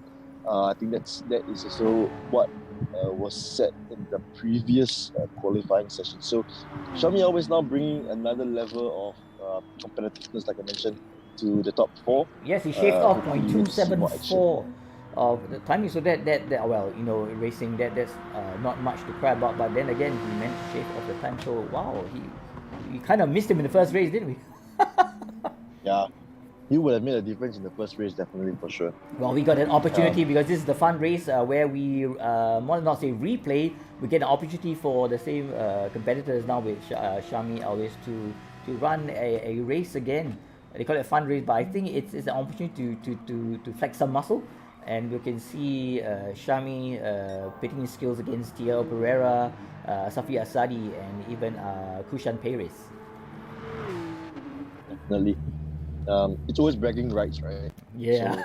So for him, being able to win this is always going to be good bragging rights. But I mean, jokes aside, it also gives, I think, Xiaomi a taste of what kind of competition they'll be racing against with. Because of course, this is going to be the first or second time that he is racing with these guys. So this will give him an opportunity to know who he's racing against with and how they race. So that's also very important data and information that you want as a driver. If you were Shami always and you saw the first race, who would you be cautious of?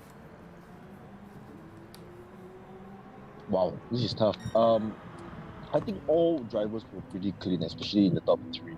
Actually, all 6 drivers were quite clean last race. So a bit hard to call, but I think honestly, Asafi actually will be a hard driver to pass if Asafi gets ahead of him, because as we saw just now, it took Tiago quite a bit of time to get past Asafi. Of course, he managed to do it, but Asafi got it back. So Asafi could be one hard driver to pass. So Xiaomi might want to take note of Asafi. Yep, so we have here around the fastest lap, Shami always 2 minutes 17.694 seconds. Wow. Now it could mean two things. Either the rest are just relaxing for the second race, or Shami could be kicking himself if he didn't have that whatever problem he faced, and he could have been driving earlier on and could have taken pole. But that's all an assumption on our part, then again. But yes, you just joined us. Welcome to the CMSC MSS Cup 2021. We are currently having a fun race of the same track again, the Spa-Francorchamps. This time we have 7 cars on the grid. And let's see, I would say this is the what could have happened if we had them all in the first race. And they're off. Yep, we have Kushan taking a very important lead there, because he started from P2 actually. So Kushan Pieris, Asafi just going into the wall. Not sure what happened there. But Kushan also unfortunately dropped 3 places. Now he's in P3 with Adam taking the lead. So this is exciting. Unfortunately for Asafi, he's now at the back of the entire grid. So something, I think they touched between Shami and Asafi. So that might have caused that incident. Because that's for the stewards to take a look if they are going to take a look. As you can see, Tiago, trying to get past the top 3. Even Pieris is trying to get past the top 3. So he tried to go on the inside of Karakura, but unfortunately was too far ahead. Trying again now on the inside line being the most powerful line, because that gives you the commanding at the exit. And yes, you can see that Pieris has now taken P2. And Hayden has actually gotten a point, what's it, 0.8 when he's taken penalty time or time penalty. But the rest, they are keeping it clean right now. Things happening right now, right? You can see Adam is really gunning in the front with Paris really up next to him, and Karakoram surprisingly is currently in 3rd, and we have Tiago and Asafi and Hayden pretty much laid back a little bit, but not that far behind. I think he's just observing because he's conserving energy. I don't know. Shami always currently in 7th position. Let's see, we have Paris who's really pushing, and Adam is holding on to his lead.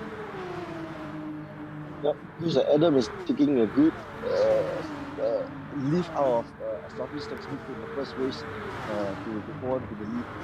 But you can see that Asafi, Tiago, Pieris, Pieris just touched and then going a little bit wide there, unfortunately for I think that was Tiago. So now he has to fight back, and he has fought back, but now getting a little bit blocked on the inside of I think that's Karakura.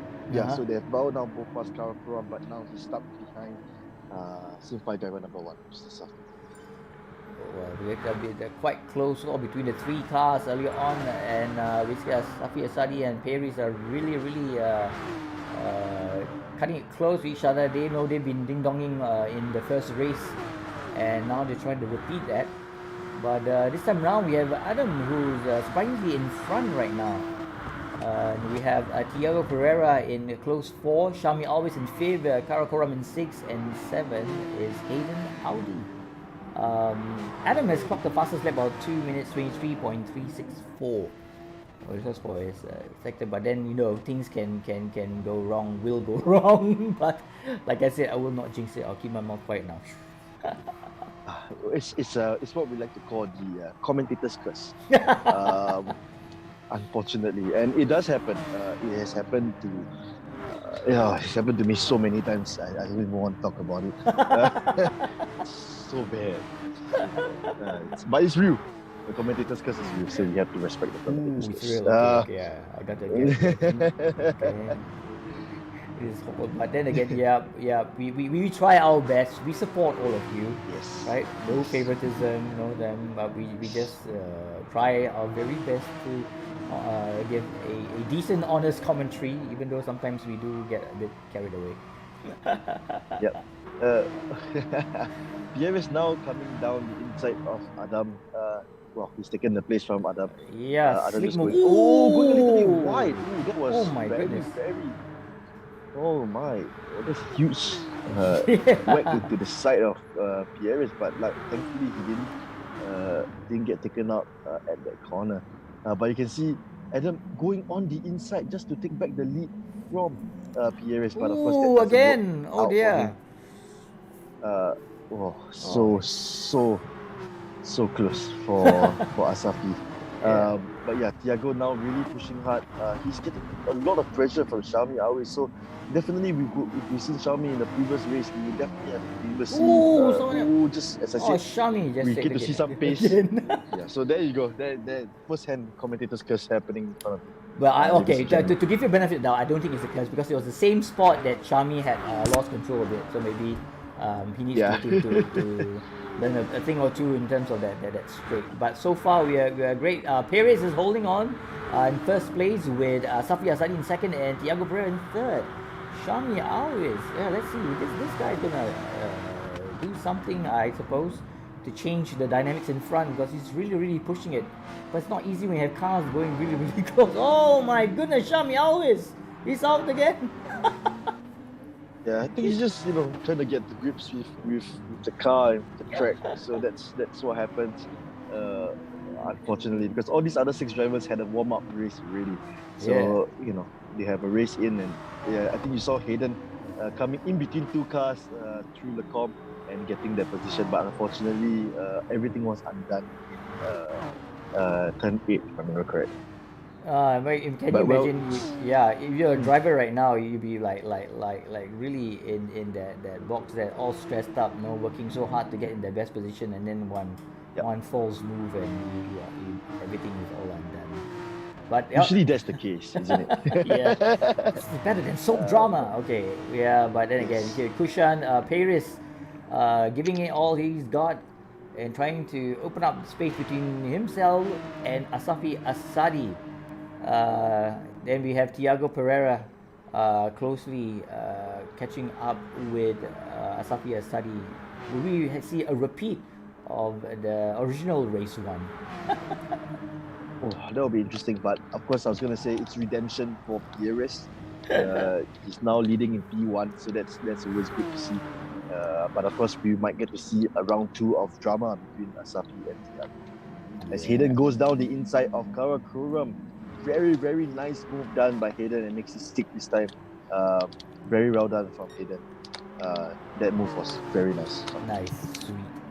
Yep, and Karakoram right now is trying very hard to close the gap with Adam. But then again, around this bend, it's got quite tight turn though, but everyone's clean. If you just joined us, welcome to the CMSC MSS Cup 2021. Currently, we are doing this fun race right now, a repeat of the first race we had earlier on.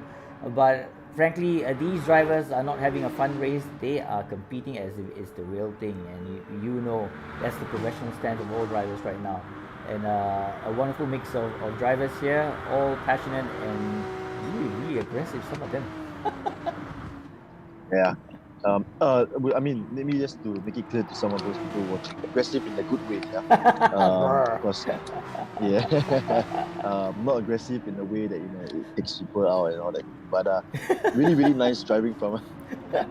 It's aggressive has a lot of meaning, Yes, I totally some drivers agree. don't Yeah. some drivers actually don't like to be called aggressive because unfortunately in racing, if you're aggressive, it has a negative connotation to it. Yeah. So it's unfortunate, but yeah. So just to be clear, we're not talking about you being a negative driver or not so nice, clean driver, but aggressive here meaning you're pushing yourself to everybody to the limits. Yeah. And in a good way. Yeah, I want to agree with you. That's the fun bit about motorsports. It's not just simply a number of cars going around the circuit and seeing who lasts the fastest. There's drama involved, there's tactics, there's strategies involved, and only if you stay long enough, you learn a bit. Like what I'm doing, I'm learning as much from you and from everyone else. Being new to motorsports, but really I think it's opened up my eyes to see the passion, conviction, and the professionalism of all our drivers here. So for you, those of you just joined us, we really have our hands full. Yes, it might look there's only 7 drivers, but lots happening. Multiply that with fun factor. Yeah, definitely. The fun factor is always the deciding factor. And we're having so much fun that it's lap 5 already. Lap 4. Look at that. Sorry, I thought lap 5. Time does pass when you're having fun. Oh, lap 5. Yeah. It's really, really fast. He's so much faster than just now. Shami always has the fastest lap right now. He currently clocked 2 minutes 18.815 seconds. Wow, Shami always. Where were you in the original race 1? But then if he's still competing, we'll see him race 2. It's something for the other racers to keep an eye out for him. Definitely. I mean, the next track, as some of you who are watching would have seen on the preview, is that it's going to be a very tight track. It's not going to be as wide as this. So definitely a lot of difference compared to this Spa. Sorry, for a moment I just got lost. Don't worry, been there. Like, where were we again? Yeah. Yes, Kushan Perry is enjoying the freedom up in front right now, wishing this was the actual race earlier on, but he's showing his capability with Asafi Asadi bringing down his road in 2nd position, followed closely by Thiago Pereira. But what's happening right now is Asafi is really chasing him down. I think something's working for Perez at this moment. He's kind of got his act together at this point in time. Maybe he will do better in the next race. But then again, anything can happen. And like you said, I will zoop, shoot my mouth now. I mean, we have to give credit to Perez. I mean, he had a very good race in race 1 earlier. But of course, he was bogged down, unfortunately, by going wide and going off track. So that was what got him, unfortunately not giving him the first place. But now, that he's so clean, I don't think he has gotten a single penalty at this point in time. So he's been very, very clean so far, and that helps a lot, especially in GT Sport. Yeah, it's amazing. That's it, right? We have Karakoram trying, currently in 6th position, desperately trying to close the gap. I mean, I'm observing him not too bad, but sometimes rather erratic here and there. But then again, the more you race, the more you learn. It's something that sim can do. But imagine if you're in actual real racing, there are a lot of things to consider as well. Okay, how fit you are, your G-forces, the heat, all right, and things happen. But here, some of them are driving the comfort of their home, air conditioner, nice chair, coffee maybe. Definitely. Why not, right? Yeah. Why not? You might even have a can of beer beside that. So, yes, that's for why. All we know. Yeah, you won't get fouled for drink driving in that sense. But then again, something not to do in we real don't encourage life. driving. Exactly. We don't. we just casually mentioning that they might have a beer beside them. Post-race celebration. Right. So you have Shami. Yeah, there's Shami always crying out, drafting Hayden, Audi. I mean, if I was a driver right now and someone coming really close behind me, I'll get really pissed now. It's like you're trying to say that that's racing. I'm too slow. But I mean, that's racing, right? I mean, you always get drivers who are going to catch up to you. Of course, I think Xiaomi. Ooh, they touched. Yes, they did. That was a good control back. And then Back on track. Oh, look at that. And Xiaomi takes the inside line to Look at overtake Hayden. So that was a very nice move done by Xiaomi Yep. over there. It's beautiful. Um, Unfortunately, we lost Adam in this whole fun. Oh, He got disconnected, unfortunately. So that's the downside of doing e-racing. I You know. get disconnected from the server. Of course, you can't get that in real life racing. Yeah, no one like What can you crossover. disconnect from, right? Exactly. You're disconnected from your car. That's it. You're like, oops. But yeah, PRS doing a very good job right now, holding on to that P1. Mhm. Asafi, still has the 0.5 second penalty with him, but of course, he has a 3 second gap to Thiago. So Thiago sort of dropped back a little bit. But I think, okay, let's just bring the audience to the bottom of the screen. On the bottom Alright. left, you get to see the 4 tires, right? Yeah. So that's how much tires they have used over the course of the entire race. Of course, you get to see, I think most of them have the same amount of tires left, if you take a look. But as you can see, I think, of course, tire wear is always going to be an issue. Having lesser tires means that you might not get enough grip to do what you want to do on the track as well. So you can see, I think we look at Hayden. Hayden actually has slightly lesser, and look at his fuel. He's almost running out of fuel. So the start finish flag, the finish flag can't come any faster for him. Yeah. So as we see PRS now going through the comps, I just like saying the word Le Comps. You're gonna miss saying Le Comps in the next race. Okay. Le Comps.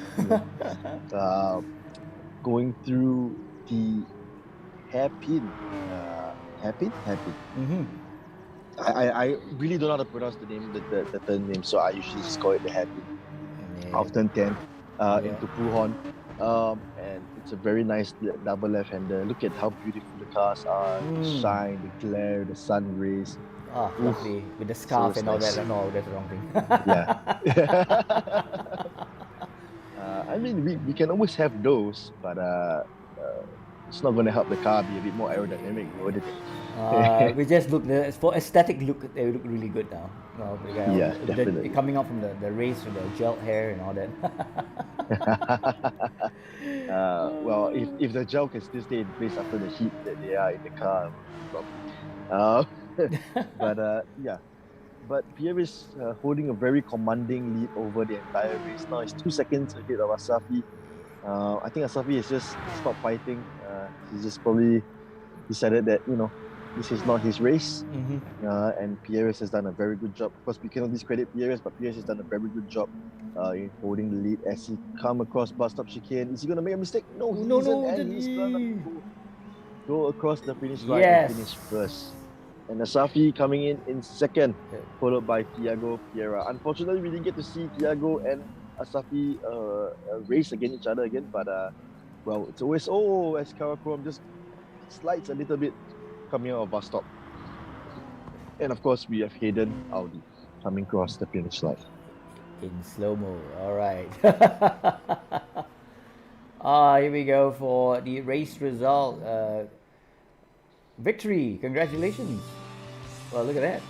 Oh, there's something new. Kushan Paris. Oh, that's the music, yeah. Well, he must be. I know he must be kicking himself right now. Like, if only I could have. But then again, there's always the opportunity in race 2. Okay, when we head on to Sadekna Road Track A. Well, let's take the provisional results. Paris is in first position. Asafi Asadi in second. Thiago Pereira in third. Karakoram in fourth. Shami Always in fifth. And Hayden Audi in sixth. Now, not too bad. Now, maybe perhaps we can see that they're all warmed up, and we might see a better fight from Paris. I mean, in the next round now, it looks like there's 4 to look out for as well. And this. So for those of you just joined us, welcome. This is the CMSC MSS Cup 2021. My name is Zachary, and with me right now is Brian Chua. We just finished the fun race for race 1, and soon we'll be starting in the qualifying for race 2.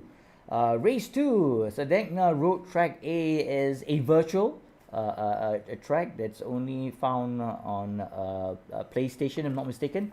There's 7 laps For this route, we got the car class is GR3, of course, fuel consumption 5 times and tire wear 8 times. Now, some people might say that it's unrealistic giving all these factors, but then again, it proves to help you to manage your race and tires better, right? Yeah, definitely. I mean, giving fuel consumption and giving tire wear basically makes you feel like you are in an actual race. Of course, lesser laps definitely, because unless you want to race for 2 hours straight, but it gives you lesser laps and lesser time. But you feel the full extent of what it's like to race the full race. So you know how your fuel is going down very quickly, how your tires are just running out very quickly. So those are factors that you can add on in virtual. But of course, in actual, you can't do that, right? You can't go and scrub the tires away. You can't do that, unfortunately. So as much as you can say it's unrealistic, I would say it gives that much sense of realism as well to the drivers who are driving virtually. Yes, it's really something different, and I've spoken to people who were not a firm supporter of e-racing, like I told you earlier on. To them, they were thinking that e-racing is just those kind of normal games we had those days. But then again, when they see how it has evolved, and the equipment and the kind of planning and expertise and training that's gone into it, it's kind of an eye-opener, not only for them but for me as well, about the amount of opportunity e-racing can present to people who are coming in. I mean, I know a friend during this pandemic period where they actually brought family together, and some hidden gems. Some people found that, wow, I could actually race, and the whole outlook about the race has changed tremendously. And it's not like those like, you racer, okay, no, just for fun. But then when they actually look at it, they say, wow, and then when they look at the equipment and they kind of discover the price behind the equipment, they realize, hey, this is serious. How much that rig again? And the steering wheel, and it's the same thing, and the science that goes into it. And this has actually woken up a lot of people, and it's actually pushed, even though we know about the pandemic bit, but it has actually pushed e-racing to the forefront, and it's given it a different level. And people are looking at it in a different way. Investors are looking at it a different way, they're trying to find the opportunity to see how e-racing can benefit the majority, bring people closer together, improve in terms of the skills, and to be able to drive in a very safe environment. Can you imagine someone coming in with no experience, being able to pick up all these skills, and when he actually or she actually goes onto the racetrack, they've already mastered a bit of understanding here and there, and they just have to focus on the other factors involved. And who knows, you may be able to focus on finding a new Singaporean champion, so to speak, to compete in the regionals or global as well. All right, so we are preparing for qualifying race, but before we bring you to the track, let's break for a couple of minutes for a word from our sponsors.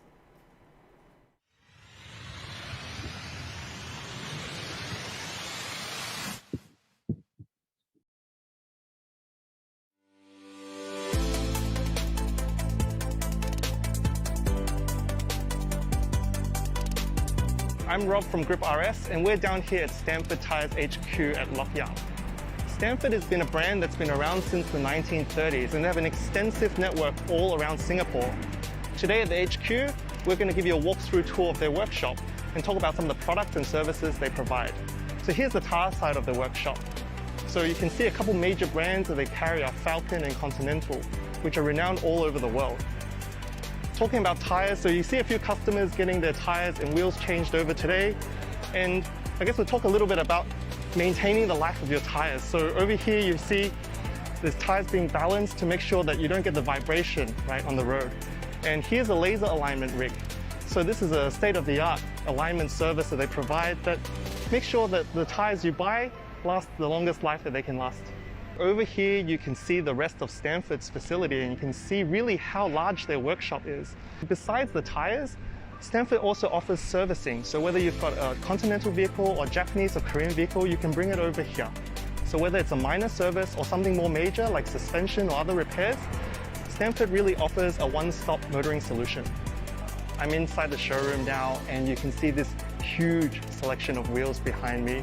I think when I'm modifying a car or want to customize it to my look, the biggest visual impact is to change the wheels on your vehicle. So any JDM enthusiasts will recognize these names like Rays, like Wed Sport. So Stanford also carries its own in-house range, the SSW wheels, and they carry all the appropriate certifications, TUV, JWL, and EAC certification, and is marketed all around the world. You can see some of the accessories on sale here. When I come into one of these showrooms, the first aisle I go down here is usually the car cleaning products. So over here you can see some of the car cleaning products available. So I personally choose Maguire's. So it's Chinese New Year, time to give yourself some love, and if you're going to do that, I think it's worthwhile buying a premium product, and you'll be really makes the result worthwhile. And here we have the real star of Stanford. It's a Stanford Tires Auto Rescue Van. So I think when it comes to driving, the most unglamorous part about it is maybe being stuck on the expressway late at night, or maybe it's early in the morning when you're going to get to work and you've got a flat battery, you can't start. So we talked about Stanford's service. So they've miniaturized the whole thing into these 5 meters here, and they will come to you any time of the day.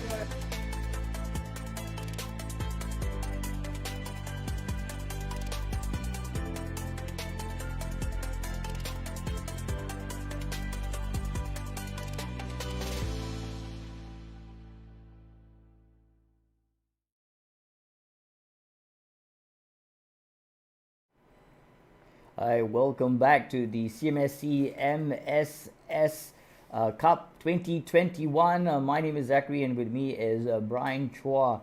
Now, we had a fantastic qualifying race for race 1. At the same time, we also saw the repeat again.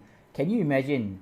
Okay, Shami could have done a lot of difference right now. But don't worry, he's got an opportunity to see himself in the second race, which we will start off the qualifying pretty soon. But so far we've seen this race, the interesting bit is this, right? Because Sadegna Road Track A is a virtual track. Now, of course, people who have raced the actual track can tell you about the actual feel of it, when they're designing the virtual track and whatnot. But how would one come up with a virtual track? I mean, do they get inputs from professional? Where is this place? Is it an actual ground that they get and they just plan a track around it, or you just pluck it on the air and say, okay, I'm just going to make this track difficult?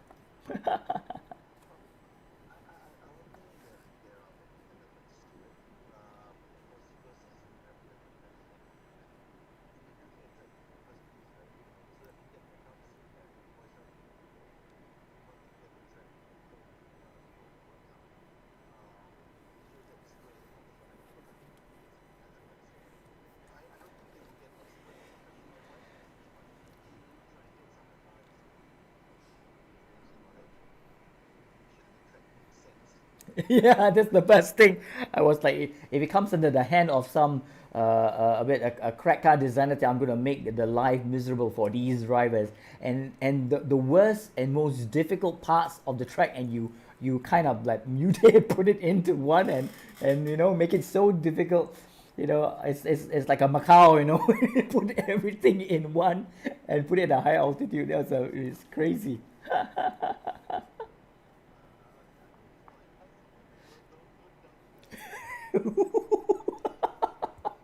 Okay, so my hearing right now, oh yeah, I never thought about that, making life miserable for these races, but nah, I don't think so.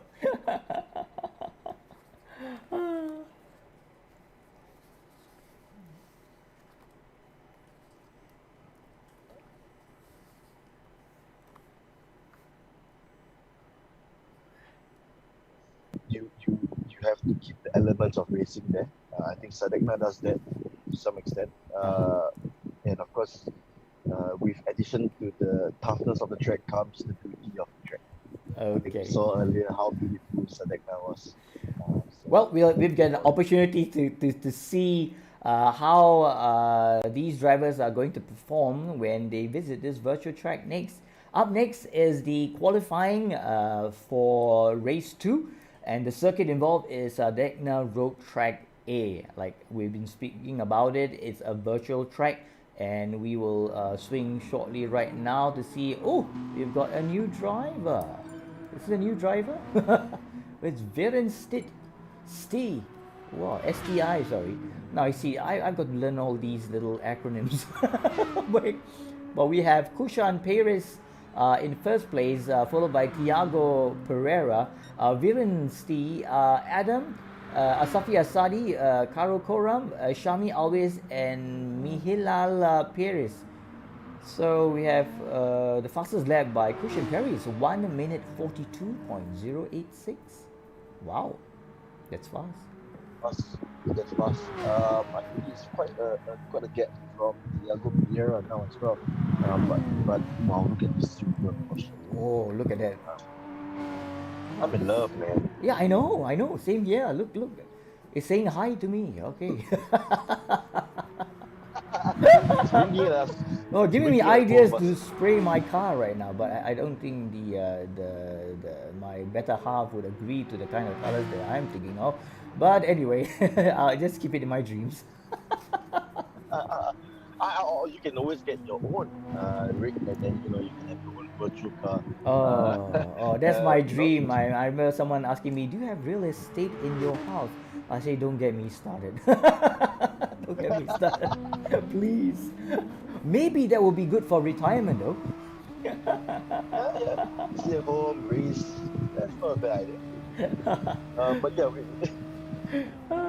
we get to see 10 drivers now, or we get to see all 10 drivers later on. Something. Wow, the more the merrier. The more the merrier. Well, we just joined us. Welcome to the CMSC MSS Cup 2021. We have currently 10 drivers on the track, and this is a virtual track. We affectionately call this Degna Road Track A. In first place, currently we have Kushan Perez. In second, Tiago Pereira.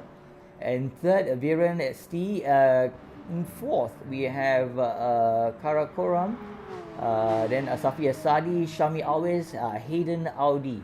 And we have Kushan Perez with the fastest lap time of 1 minute 42.086. Now, as you know, this is a virtual track. No one has driven the actual track because it doesn't exist, but this is interesting because we see the guys. You were mentioning that this is a very, very tight circuit. So what kind of skills are we looking from our current races? Definitely one would be spatial awareness, because you need to know where your drivers, your opponents are, and you need to know where to break and where to try and overtake or try to defend your line. So definitely the spatial awareness needs to be there at 100%. Even more so on this track than on Spa, because you can see how tight it is, and you don't have much runoff. Next thing you run off is straight to the wall, and that's going to reach you a lot of time when you go into the wall. But yes, definitely that's one. The other one is actually really trying to get to quickly, get to know the track as much as possible, because it's always going to be tough coming to a new track, and you want to get as much practice as possible. Like if you can see from Viren, he's done about 8 laps at the moment, so that's something to be pushing. So because the more laps you clock in, the more experience you get, and then basically you get bottom of the track. Well, for the briefest of moment, for the briefest moment, I thought Viren was going to take off. It did look like that a bit. Yeah, it looks like wait a minute, my goodness. I don't know. It's the wings are just a little bit wide for the yeah. It's supposed to stop the turbulence. Oops, lawn mowing. Sorry. I mean, if you take an F1 car and flip it upside down, technically you get an air. So yeah. I have seen some of them flying in the air. It's quite scary though. I certainly wouldn't want to be the driver in that seat at that time. But it's amazing that nowadays it's you're able to create a virtual track just as good as the real track. I mean, it's good training though, I suppose, for someone who wants to pick up skills. Because you have some certain tracks are biased in certain skills and whatnot, and the best way is to try and drive as many of them as possible. Not only to chalk up the timing, but also to chalk up the understanding of the car and also oneself in terms of the skills involved in being able to compete at a very the highest level. And I'm mentioning people from GT driving GT cars. It's totally a different ball game to all the other kind of cars. So I've never had the opportunity to drive. Maybe I should, after this, find time to actually get an opportunity to try all these different games around. I mean, and the benefits and the values that comes with it. But here we're looking. This is a very nice looking car. I can't tell what it is. It's a Toyota. It's a Toyota Gira. To me, a Toyota looks like that now. Now, what am I driving? This is a. I want that You're one. driving a very old Toyota then. Okay, my birthday, I would like to have that one, please. Thank you. And most probably I just keep one seat. Organizers. Yes, I would like to have that one. Only one seat, so I don't have to bring someone else with me, because you have two seats. Then you have someone who chance to wanna hop on and nag your ear off. But anyway, this is Angelo Sanaratne. He's clocking from good timing as well.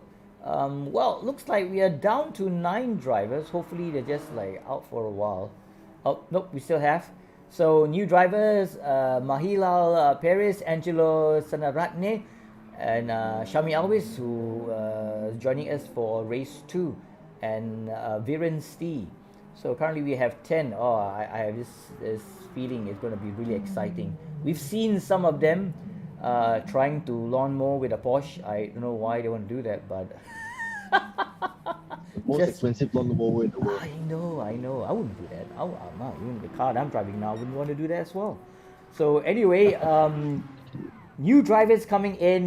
Don't know what their potential is. We will only know when the qualifying is done.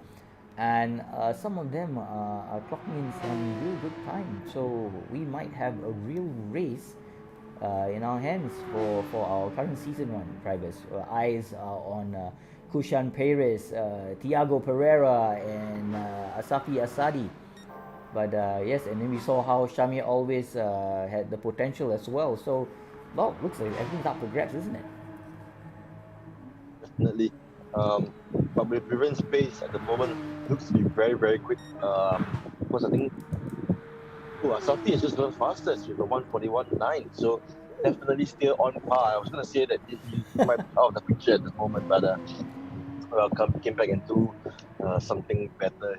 I think he heard you. He might have heard me thinking about it.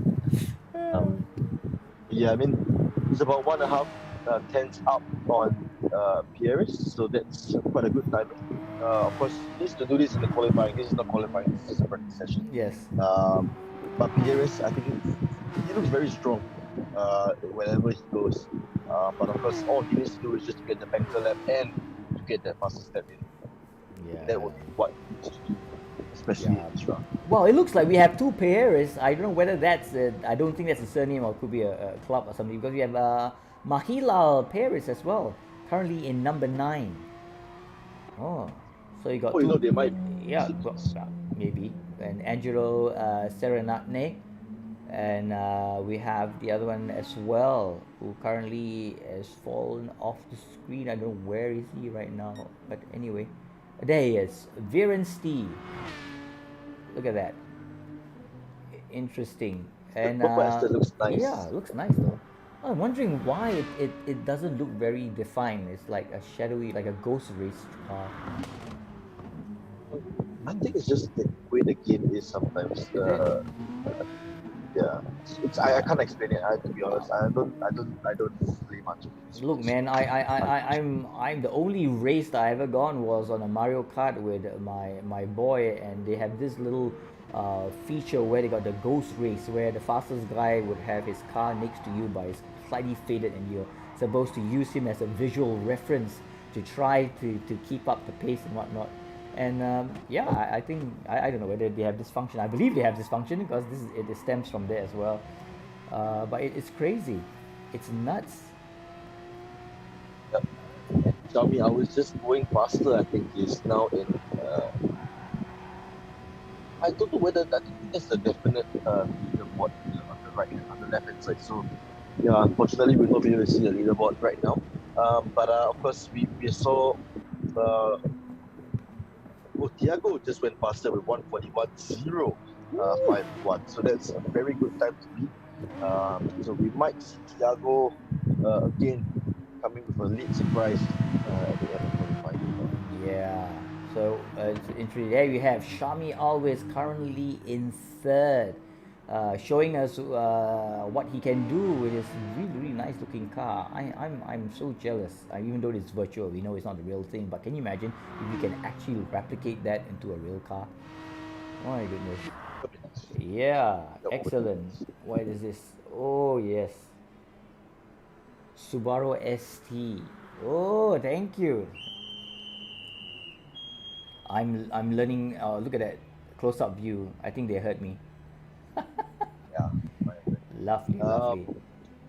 Yeah, it's a Subaru ST, but I don't know why he put the ST behind this. Yeah, for sure. But I think so. I found out let's go. Yep. I We went ST. Ooh, the ST. So now I know it's STI. Ah, my goodness. I thought it was a surname as well. Okay. So I have to check with you.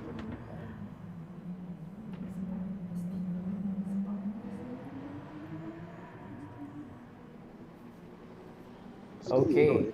Yep. All right. Sorry, there's a bit of an audio issue. So I'm trying to let's get this done and sorted. Yeah. Just to check, make sure. Though sometimes accidentally I might just hit the mute button and I get my voice totally gone off. Are you on? Can you hear me? Oh, okay. Good. Good. Good. All right. So yes. Wow. I like that bit. It looks like a sunset thingy, and you're driving in, and visually it's not very clear. So scary right now. So it looks like everyone's doing a leisurely race. Well, it is a practice race, though. What are they doing right now? Trying to focus on Tiago getting a headache right now. Anyone better go? I was gonna say, we see this is a virtual track, right? Yeah. But if you look at the roads, it looks like actual roads around the area. So it's not really created by anybody, but more so making the roads, using the roads around the area, and then making the track out of it. Ah, I see. Interesting. Yeah. I mean, it looks like there's a lot of thought that went into it. Hey, what are these guys doing? Oi, Adam. Oops. Cheeky there. There he is. Cheeky there. Yep. And we have this is Kushan Perez is currently in third position.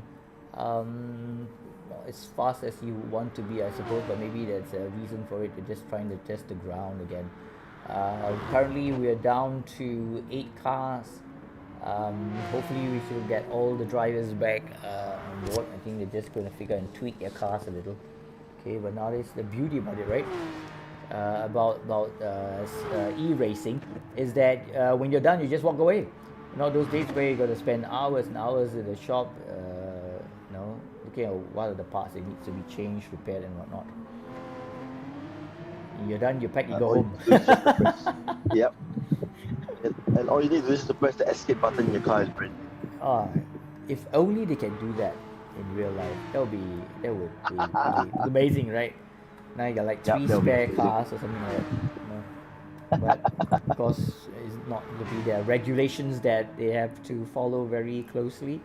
That's what makes racing different from other sports as well. Not only endurance for the drivers, but endurance for the people watching as well.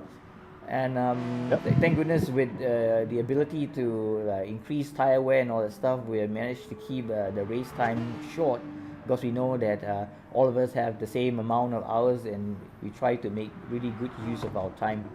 And to be able to be given an opportunity to race again is really a godsend, I would say. I just can't imagine right now, after experiencing it, that we don't have e-racing as an alternative to actual racing.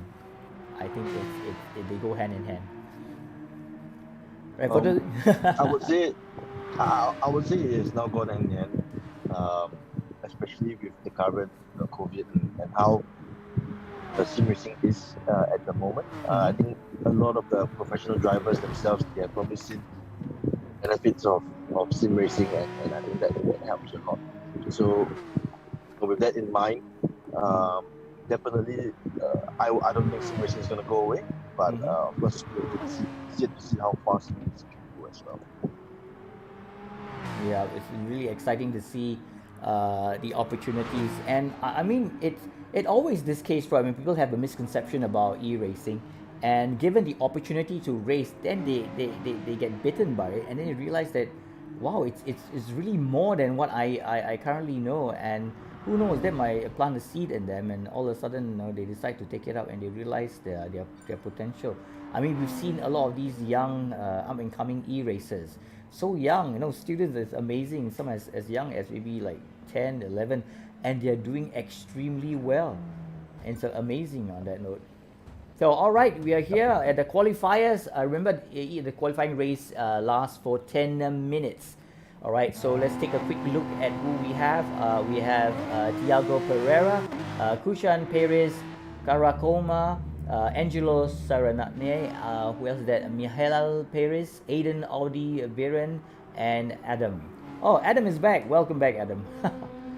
All right, Yep. so everyone is going, like you said, going for the quickest round. Looking on my right, we can see that it's a very, very, very tight kind of circuit, and hopefully the guys can capitalize on it. Oh, spoke too soon. Adam is doing a bit of a grinding on the lawnmower and gravel chaser, but then again, no, it thinks that it is. Who is this?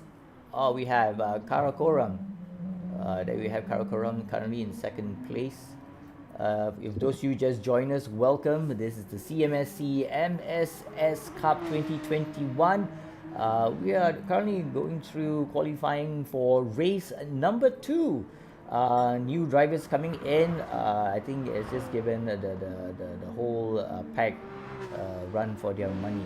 So currently, right now, we are in lap 4. I think you're not position 4th position. Let me check again the data. Yes, currently we have Kushan Perez in 1st position, and Tiago Pereira just overtaken Hayden. Ooh, Hayden Audi just did the bagang. Oh, that spoke too soon. Viren as well. Wow, looks, even though it's a very tight circuit, there's a lot of dangerous points that our drivers have to look out for. Definitely. I mean, this is very similar to how the Singapore track is, where you basically have almost zero runoffs. Of course, you get a bit more grass here compared to the Marina Bay street circuit, but you get a lot of walls coming up very close to you very quickly. Before you know it, bam, you're in the wall. And that takes a good chunk of time out of the qualifying time as well. Well, I'm just looking at it right now. I mean, if really you were racing on an actual track with the sun at that height, wow, you had to deal with the shadows and all that dark spots. Isn't it be like a track hazard? I think they do. The drivers do wear sunglasses in order to protect them. Oh, look at this portion here. Oh, I mean Singapore, It's really about kampong. getting used. I see. I would guess it's really like about like a dance routine, right? That you go around for the practice. So it's like closing their eyes and they know precisely where they are, when to turn, how long it takes for them to get from one point. Yeah, I can see that. Wow, look at this. Can you imagine it goes straight? Wow. It's like the 24 hours of the ring. Hi. So you get to do the legendary Nordschleife track. So same thing, I think the qualifying, if I remember correctly, it was 24 hours qualifying. So you get to do qualifying in the morning, in the night, in the afternoon. So you get used to track conditions. Whoever is driving for that particular time, can go out on the track and get the timings. So that sort of helps with the practicing of the sun and everything.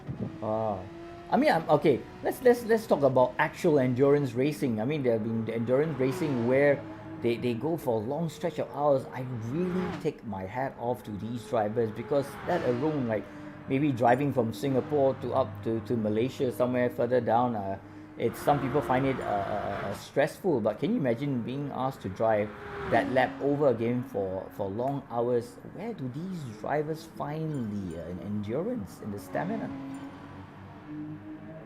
I mean, I do endurance racing myself. I do quite a bit of that. But it's really about the practice.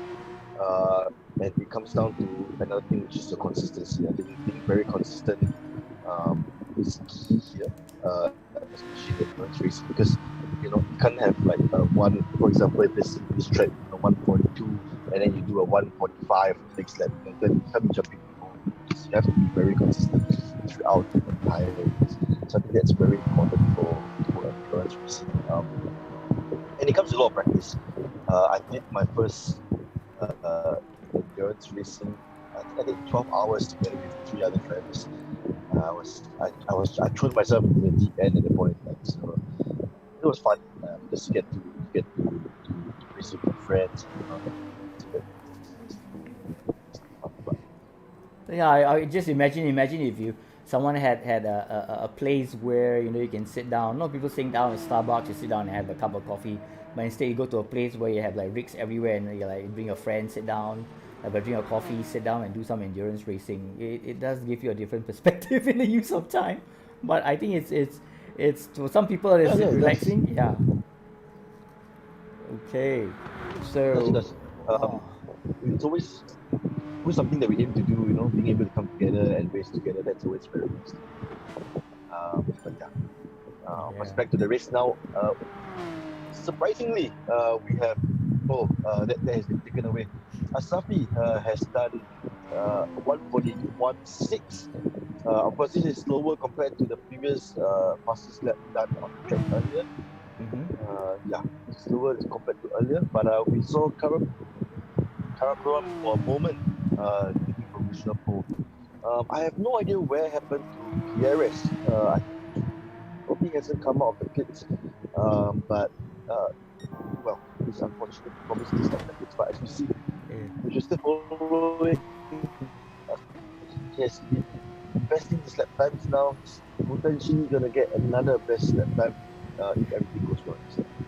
Yeah, it's amazing. I mean, how we can actually do it in amazing. We have currently looking at the fastest lap time from Asafi Asadi at 1:41.699 seconds, and he's trying very fast right now. Instead, he kind of shaved off 0.157 early on, but now he's gained back 131. But then again, he's holding the fastest lap time as we speak. That was a bit shaky start for him right now, but I think he's the man to beat for the qualifying. And here we have Kushan Paris. He just heard you. He just hopped out, and do a bit of drifting now, isn't he? Interesting. But Shami always in third. Do the fastest lap. Yeah, look at that, 1:41.568. Ooh! What was that? I don't know. I'm just waiting to the wall at the moment. I think they went splat. Yeah, I know. For you, the drivers want to come out.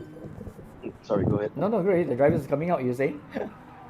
The drivers are actually now quickly jumping back to the pit because you can see that they have to come out now to make it for the final qualifying lap. Because like we saw earlier, Pierres missed the final qualifying lap and he lost that pole position, if I remember correctly, to Thiago Pinheira. So now they have to quickly go in and as Xiaomi always go for the fastest 1:41.45. Look at that. That's a 10 up. Yeah. So the top 4, top 5, in fact the top 6 are all very close together, if I remember correctly. So now Diego Pereira struggling a little bit on this track. Of course, we can see Xiaomi always now just really pushing himself, showing what he can really do. And of course, we missed him in the first race. Okay, all right. It's quite really exciting. Then we can, and basically, we just have a bit of slight technical bit. Brian, could you kindly check your mic? I think something is blowing it. We're getting some. It's quite garbled. In terms, is possible you can check your mic?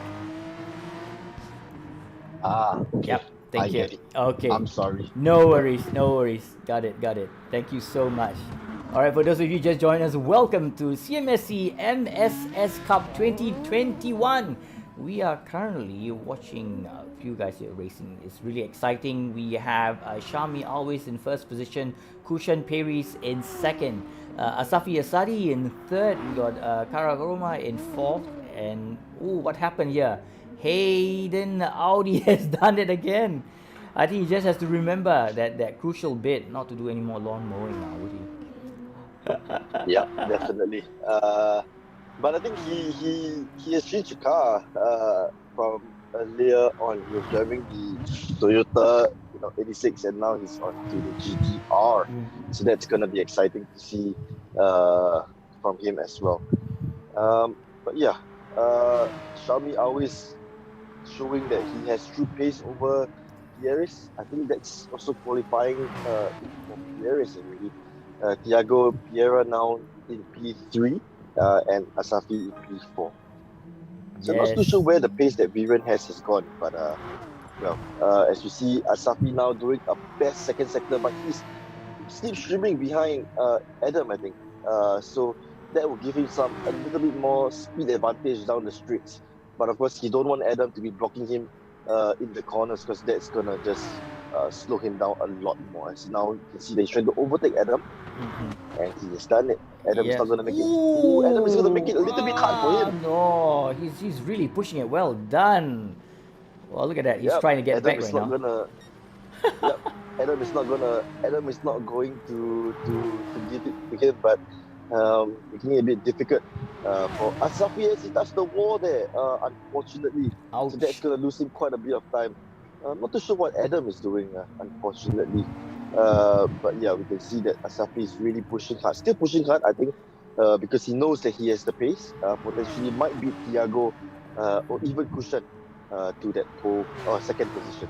Yeah, because currently right now we're having the see a checkered flag here.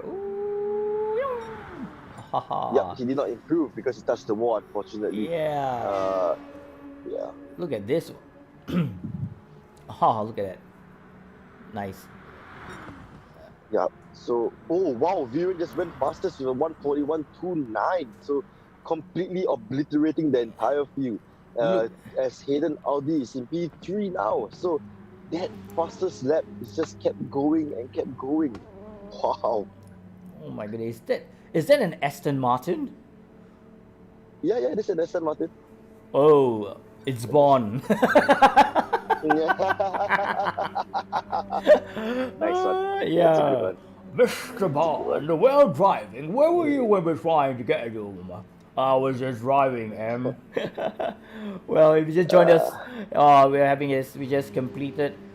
We have in first position Viren with a very, very good time of 1 minute 41.293. We didn't see him in race 1, but he's right now here for race 2. And he has thrown the race wide open, because we were putting our money on Asafi Asadi and Thiago Pereira. And here we have, look at this, Viren's in first position and Shami Always is in second. So we are about to kick off the race. Stay put. We are all on the grid right now. More cars. Look at that. What we have: Mihilal Peris, Adam, Angelo Sanaratne, Karakoram, Safi Asadi, Thiago Pereira, Kushan Peris, and Hayden Audi. All right. Well, I think we really have a race on our hands. Looking at the time that these guys are clocking, it's going to be a very close race, and they're off. They are off indeed. Yep. Well, again, it's a reverse grid order. Something surprising. Adam doing the best he can as usual. He has a very good reaction time. You can see basically getting ahead of everybody else. You can see the huge jumper of left behind. As you see, I think Asafi just going a little bit wide. Everybody touching. So that gives Adam a lot more time and space to keep pushing himself forward. So you see Thiago now in P2 already. Hayden just doing lawn mowing again. Over the grass. I think he just feels that the grass is a bit too tall there. So the GTR is a good lawn mower. Yeah. Jokes aside. Yeah, Thiago now is in P2. Chasing down Adam, yes. really pushing hard there. Yeah, with Pierres there, it's just so closely behind. It's amazing the way they're But running yeah, right there now. seems to be a slight advantage. Yeah. There seems to be a slight advantage for Porsches. For some reason, almost everybody's driving a Porsche. Top fours are all Porsches. Is it because the If you air is notice. better up there? Are they on the high I ground? have no idea. Yeah, maybe. Yeah. Maybe the Porsche just needs cleaner air, right? So. Yeah. Wow, But this basically everybody is driving the Porsche. I know this is my first race where I see so many Porsches in one race with all this nice little livery. But then again, ooh, that was a good control by Paris, almost when bouncing off the wall. But of course, we know that Kushan Paris is being chased by Viren in his Aston Martin, Mr. Bond. But here we have Safi Asadi, okay, chasing after Adam. His name, oh, it's interesting name. Adam with two A's. Adam. Adam. Yeah. Badadadam. Okay. Ooh, stops us on Viren. My goodness, that was a violent. Ooh, it caused another crash. Oh my goodness, what's he doing? Wrong direction. That was a very The penalty unsafe, points. Ooh. very unsafe. Yeah. Okay, he lost his control, his grip. Yeah, they touched, they bumped, got bumped off. Sharply always bumped him from the back, unfortunately. Oh dear. So that's gonna be a tough race for him. He has 4 more laps to go if excluding this. But Adam holding up really well. I think really, Adam, really, wow. surprisingly he doesn't have any pace in qualifying, but in the race he's really holding up very, very well. It's okay, man. I'm driving a Porsche. Let's go. The Porsche give me another 20, Yeah, man, 20 it's horsepower. good. Yeah, it's alright, no problem. Nice livery gives it 50. Wow, it's really. As you see now, it's so tight right now. Look Sorry. at that. Oh my, they're so tight. Oh my goodness, they're just bumping into each other like pinballs. yeah. Well, of course, this gives Thiago the very good opportunity to keep pulling Ooh, away. what was that? He Oh, just they went right touched. through. Oh my goodness. Adam and Pierres touched. That was quite a huge incident. That's why the game I think recognized it and then decided to put it as a ghost mode. But I think Adam being very aggressive, and I would say aggressive this time out in a very way too over aggressive. I think. Because I think just now, even earlier during the qualifying, he was racing against Asafi, and there was a little drama going on in the chat. I don't know if you saw it. They were like asking, "Why are you blocking me?" or why? What? But yeah, it happens during qualifying, unfortunately. But you can see Adam really pushing very hard. I think Adam has the pace, or maybe the lack of pace rather. But he's really knowing how to defend very well on his circuit. So actually, by right in e-racing, by actual racing as well, there's no way that drivers can communicate with drivers, right? I think there is a way. There is? Of course, they can always go onto a platform, any of those platforms like Discord, get everybody together. Even Zoom is also something that they can use. Can you imagine you're driving right now, you can't talk to the guy, and they get out my way! Oi, get out! Make it or move it! It has happened. It has happened before, so I won't be surprised. Unfortunately, Asafi has lost two positions after letting Pierres pass. So Karakoram having a lot of pace this time around, managed to just sneak himself through while Kushan Pierres went past Asafi. Wow, now they're starting the space. I think they're getting into the momentum right now. You can see a couple of spaces in between cars. But I think in the long run, I think it is Thiago Pereira's race to lose. But then again, because everyone is so close, things can change positions as well. But it seems like they have a lot of control issues. I mean, going around the bend because they're going at that fast pace. Are they doing it right or what? I guess it's just the way they enter the corner, unfortunately. So whether right or wrong is another thing altogether. But you can tell that Adam is holding up the entire field because Thiago Pereira is now 5 seconds ahead. So Kushan Pierres now taking the very, very good. Oh no, it's not past Adam yet. So Adam doing a very good job defending from all these faster drivers and giving Thiago that win. Of course, I don't think they have a tie-up or whatever, but he's doing a very good job and allowing Thiago Pereira to just pull away from everybody else. Oh, look at that! It's so tight right now, and someone hit the wall back there. Who was that? Oh my goodness! In the background, Hayden just went Yeah, into the wall, Hayden. unfortunately. Ouch, ouch. Okay, here we go. It's really tight. It's like all the four Porsche have just gone in a world of their own because they're ding donging amongst themselves. The rest of the car back Yeah. there. Yeah. Yeah, definitely. But you can definitely see that, Adam was holding up the entire pack, because look at how fast that Perez has already gone past Adam. He's already a second faster than Adam. So that really goes to show how much Adam was holding the entire pack of Porsches up. And so definitely, but very good racing from Adam. Let's give it to him. It's not easy to hold up faster drivers, and to hold them up for that long. I mean, over the last 5 laps already. That really is something. Well, hopefully things can only get better right now. But for those who just joined us, welcome to the CMSC MSS Cup 2021. We are currently doing round 2, and this is race 2. The track is the Sedegna Road Track, and currently we have Thiago Pereira in first place, Kushan Perez in second, Adam in third. I just spoke too soon. Safi Asadi has overtaken Adam, but Adam has won it back again. These two guys are doing it ham and tongs. Adam being very smart about the racing, because Adam always takes the inside line at the end of the first corner. So that inside line gave him a lot more room and a lot more speed out of the corner, allowing him to take back the position from Asafi. Because Asafi tried to go on the outside, but that's not usually the ideal line to be overtaking.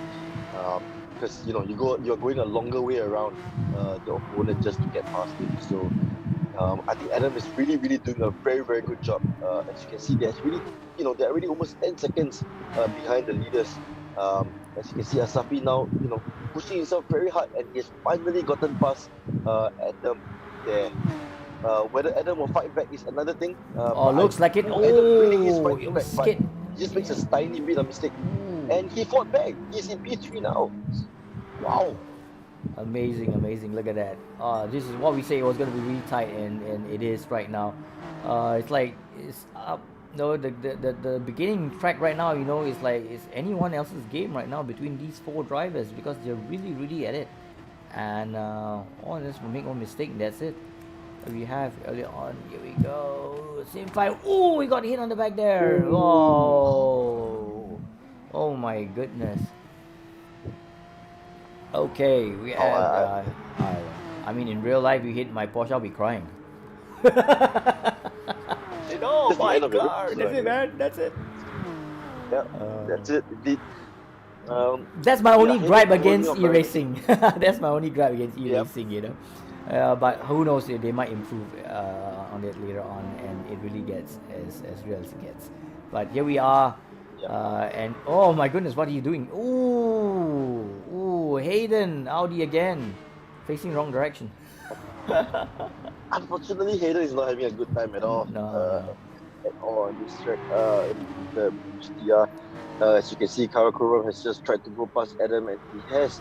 So you can see that Adam was really holding up the pack, and I want to give credit to Adam, because to be able to hold the pack up for so long, I would have done it for sure. And I probably couldn't have either. I probably get flashed all over. Look at that move from the inside. That was a very nice move done by Karakorum. It's amazing. So look at that. Very well done. Yeah. Wow. Yes, But you can see. Karakorum is really showing up. Yeah, indeed. But unfortunately, the race is ending. So Thiago Pereira, thanks to Adam, is now firmly in P1. He's really firmly in P1. There's 7 seconds gap between him and Christian Pereira. So he is going to be our provisional winner for race 2. Of course, that bar any other things that happened in the last final lap. I have to always now add that sentence in just in case. Sometimes as a commentator, it's hard being a driver. You can't say the wrong thing. I mean, we drive, we say one thing, but when you comment, it's totally different. It's totally different. Yeah, it's totally different. You do not want to hear the kind of language that's being used in there, but I think most of them are very quiet. I've watched some of the race, and you be half thinking they'll be yelling at the top of their voice, but they're so calm and collected. At that kind of speed, I think almost will be screaming. They quick on the road. Yeah. Yeah. There has been. There has been. I can assure you there has been drivers who scream at their top of their lungs. But I don't know. Just but the that's besides the adrenaline. point. But yes, it's always the adrenaline speaking.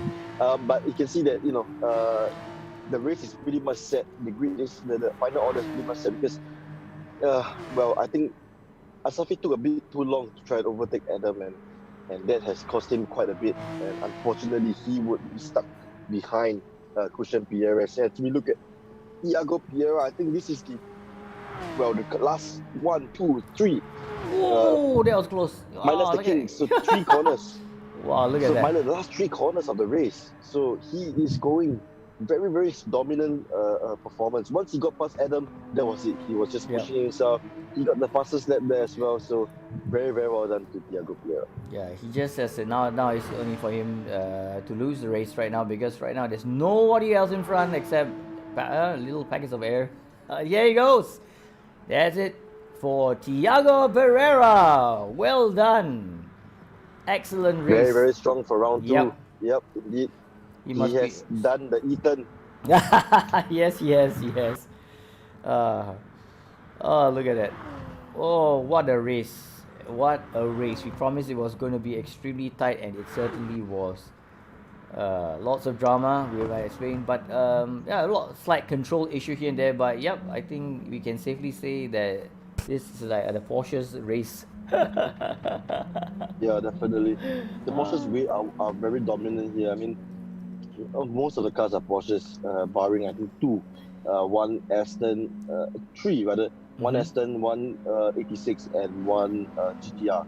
Yeah. So that's always nice to see other other constructors Right. at the top as well. Okay, here we are, the race result and victory. Look at that, the beautiful car. Victory to Thiago Pereira.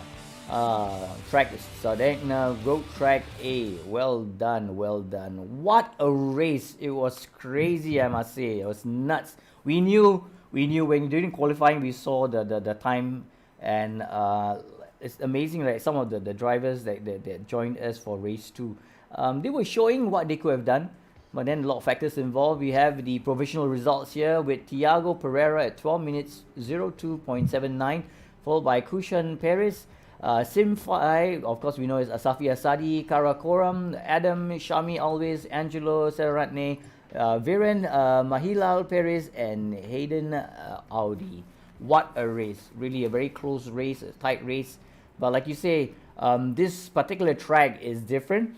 It's tight, so there are a lot of controls issues. You see cars slamming against the wall, but that's expected when you have a very powerful car.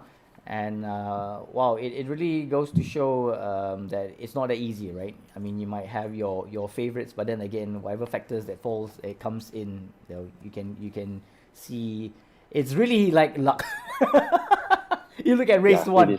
Yeah, it's just that brew, either you understeer, oversteer. I mean, things happen, but that's the whole fun bit about e-racing, isn't it? And even actual racing as well. The uncertainty, that you cannot be too sure until you pass the checkered flag, and then you can. Yep. Well, for this, you're saying, sorry. I just went to take a look at the comments on the Motorsport Singapore's video. Yes. I think earlier on, I know when we were putting our money on who the drivers would win, I think Asafi actually heard my comment and actually said that, don't put money on me, I stress. Oh no! But I think he... But I just want to say that, I think all the drivers, especially the top 3 and top 4 drivers, they have done really, really well today.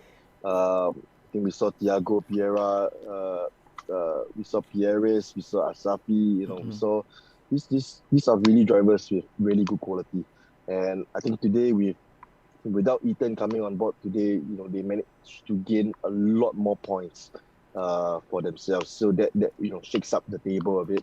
And of course, with Thiago's dominant performance today, he would, I think, if I'm not wrong, probably potentially go up on top of the table because he's scoring maximum points today, barring any steward's decision against him.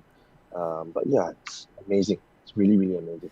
Yeah, I mean, a lot we see that it's always the case, right? You won't know who comes in and fills the track up because it could be newbies, it could be seasoned drivers, and it could really change the dynamics as well. So it's really really amazing on that note.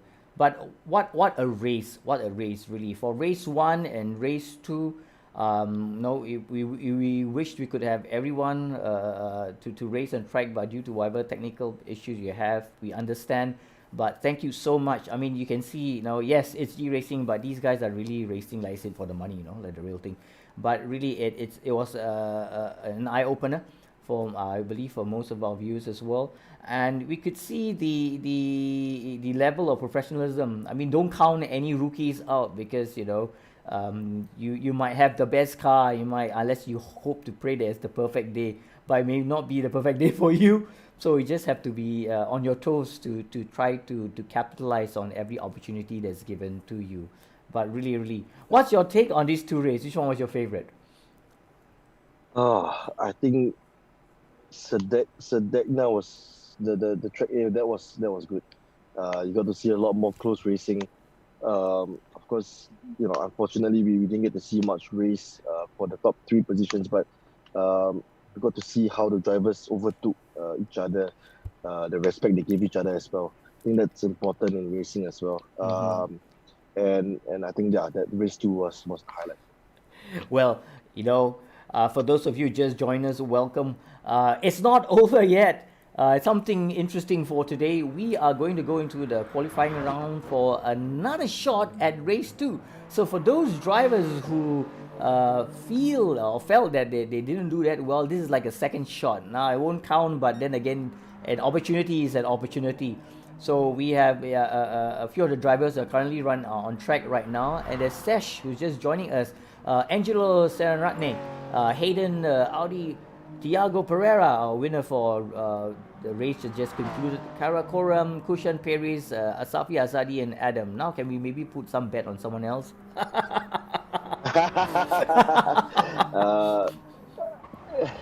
Let's put a bet on Karakoram there. All right, he was the underdog. He was the underdog from the earlier race, so now the bet's on him.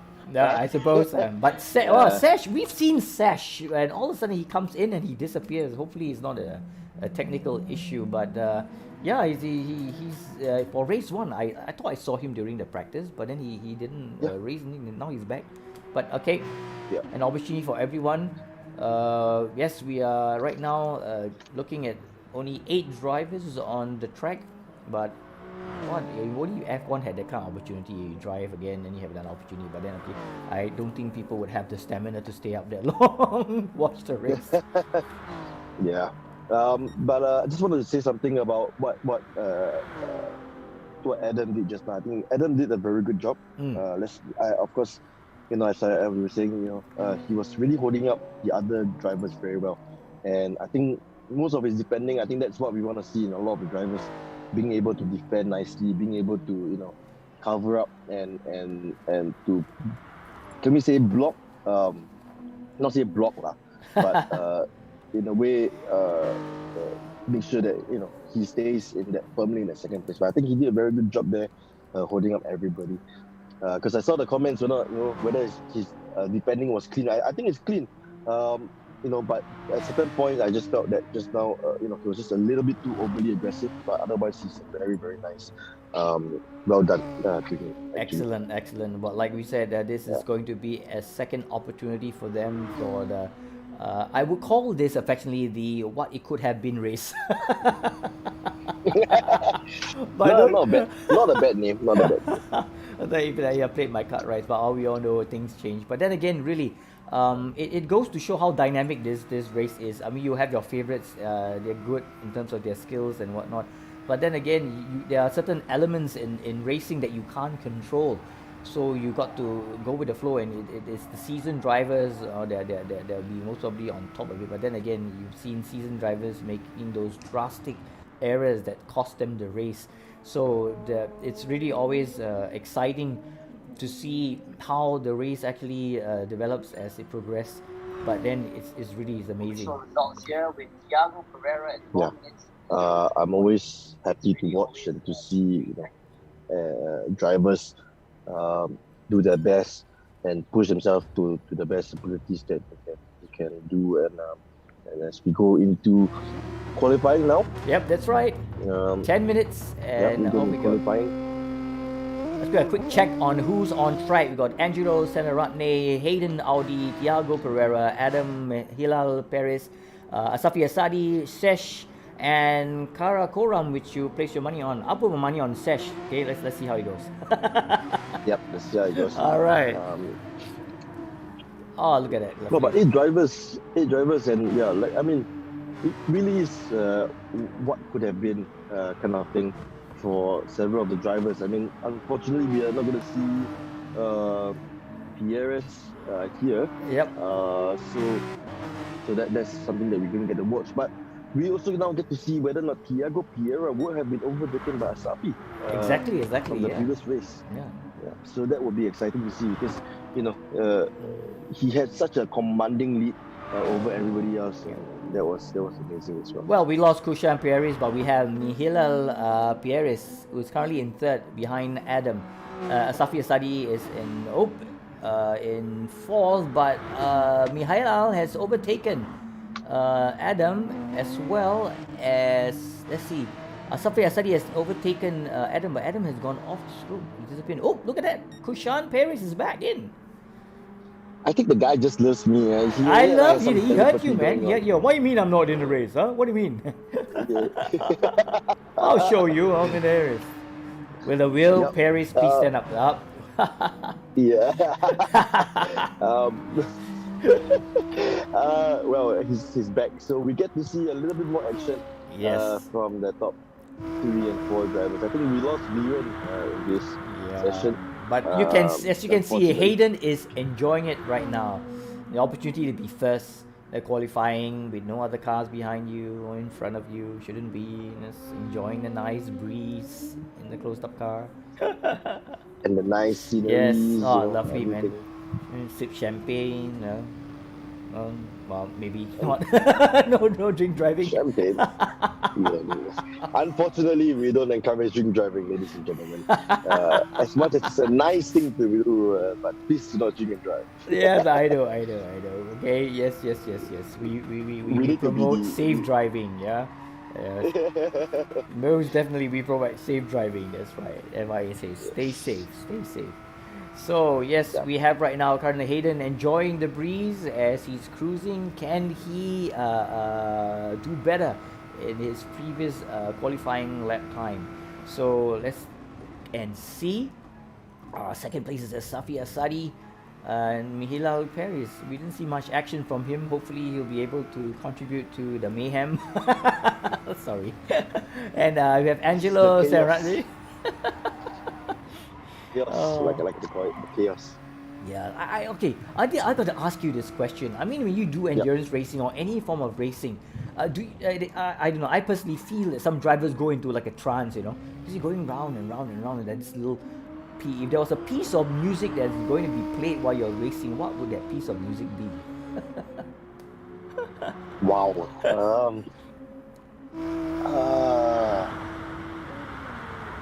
Let's make it simple. How about a genre? Like classical, rock? I'll probably go for rock because rock would probably be the one that hypes you up a bit. Yeah. I think there was a recent song that I was listening to. I think it was a song that's played in another game's team. Oh, is it? It's the NBA team. Yeah. So just that, I thought that was quite nice because I've been listening to it recently. So, that's something that I might start listening to it to get myself soon, but we shall see how that goes. But they're born to be wild. I'm not sure if that's gonna help, but that probably will calm your nerves down quite a bit. I suppose. Yeah, it's like I'll be get out of the way. All right, we have Asafi Asadi in first position right now. He shaved off 1.102 seconds. How does he do that? 1 minute Amazing. 41.605. He's showing us right now. He's showing us that was just a warm-up session. Let me show you what I can do right now. Amazing. And I guess Tiago said, oh, if you can do that, I can do better too. Yeah, maybe. But I saw some interesting things in the chat. Like how it's reverse grid, right? Yep. So basically, not qualifying gives you the pole position. So it seems to be a little tactic going on at the moment currently. Like Adam was saying, I'm starting on pole, and Kushan was saying, then it's hell, lol. Because he is quite good in defending. So we shall see what tactics they want to play in this fun. What it should have been race. What it shall be. As you can see, Karakuram going in second place at 1.27. Not much faster than his previous lap time, unfortunately. Well, I got a question to ask you. I've been asked previously that the drivers have a certain style approach. Have you ever seen all our competitors right now? They'll be able to observe their approach to their driving style. Some I suppose some are aggressive, some are just laid back, some are just sneaky. Maybe let's talk about what do you think is the driving style of Tiago Pereira? Oh, Tiago Pereira I think he's quite calm and quite clean. He has been quite. I mean, most of the overtakes he has done were quite clean and quite quite direct. I wouldn't say he's overly aggressive, but I'll say he's quite. I'll probably say he's quite safe to that extent. But of course, when he pushes, he wants to get that overtake done. He would definitely get that overtake done. Not the Chonga style. Yeah. I mean, you can also see, like in Kushan Pierre, he was trying really hard to get past Adam earlier, and he went into a mode of. I think we saw in race 1 as well. He was a little bit. He's a bit on the aggressive side. I think, at least from the way he drove race 1 and race 2. But I would say he's definitely slightly on the a bit more aggressive side, trying to get past and everything. So that's that. I think for Asafi, it's a little bit mix of both. He's quite a calm and clean driver, but when he wants to get the most sticks, he does get the most sticks. So that's where the aggressiveness comes up. But otherwise, he's generally, I think, a more calm, like a Zen driver. Safe driver. That's how a Zen driver. Yeah, Zen driver. Oh. But yeah, I mean, I've been observing a lot of them as well. Karakoram, I don't know, because in addition to the first race, he was having a bit of a struggle in the general handling for whatever the reason was. But then again, in the second race, we've seen improvement. Let's see how he does with his second qualifying race and the second race too as well. I have a feeling that he'll be able to make it better, because I assume that when you had your first try, you kind of understand where your weakness lies in certain parts of the circuit. And then of course, being a very forward-thinking driver, you tend to learn from your mistakes and hopefully capitalize on what you've learned and put you in good stead. Yep. As you say that, Angelo just went 7/10 faster than his previous lap. So obviously he has learned a lot of things in that 5 laps. Nitro. Yeah. It's amazing. Angelo Serratne, very nice looking car. I must say. I'm really fancying looking at these designs right now. It's like, wow. By the end of the day, the car is one thing and the driver is another. So it must be a good marriage, a good partnership, and respect for the circuit and the field that you're in, that I would suppose puts you a cut above the rest. Yep, definitely. As we see now, Asafi going again for his another hot lap. Trying to see if he can best his current best time. If we go on board with him, not much understeer compared to what we saw from Angelo earlier. Quite clean through the corner, and 50 meter mark, he brakes, goes into this corner, preparing for the next. Nice race line. I have no idea what the corner names are. Nice race line there, yeah. We just call them corner 1, Yeah, 2, but- 3, 4. Wow, look at that. Good And passer. he's gone 100 faster, so that's quite a lot. The little bit of understeer there you can see went a bit wide. Mm-hmm. Now he's just going up that straight. It's quite a long straight actually, with a small kink on this side. So making use of the track as much as possible. Coming here, hard braking zone at the 100-meter mark, going in almost a 90-degree left-hander. Just struggling a little bit to get out of the corner, you can see. Little slight cling at the top of the hill again. So things is flat out generally. So this one is just a lift, throttling a bit, feathering his throttle rather. Here another hard braking zone because it's gonna be another close, Oh, look at slightly that. over 90 degree. Mm-hmm. Yep. And now it's a run down to the main street. And I think this whole thing is completely flat out. This is it. Yeah, it's almost flat out. Just a little understeer there. Can he get a faster timing compared to earlier? Come on. No, no. unfortunately not. Yeah, unfortunately not. But well, good pace from him. Well, unfortunately he'll be starting from the back because first grid, right? Yeah, So, but speaking for Karakoram, he's in second position right now. Shaved off Yep, 0.424 earlier on, but now he's gained a 0.466. But then again, like I say, there will be a reverse grid, so he'll be starting off second, if I'm not mistaken, and that could put him in good stead if he has a clear track. But then again, you have Safi Asadi that's will be at the back, and most of you are trying his best way to find a way in front, and we know Safi, he'll find a way. Well, for those of you who just joined us, yes, exactly. CMSC MSS Cup 2021. We are doing a second part of the qualifying and a second try at race 2. The actual race 2 was won by Tiago Pereira.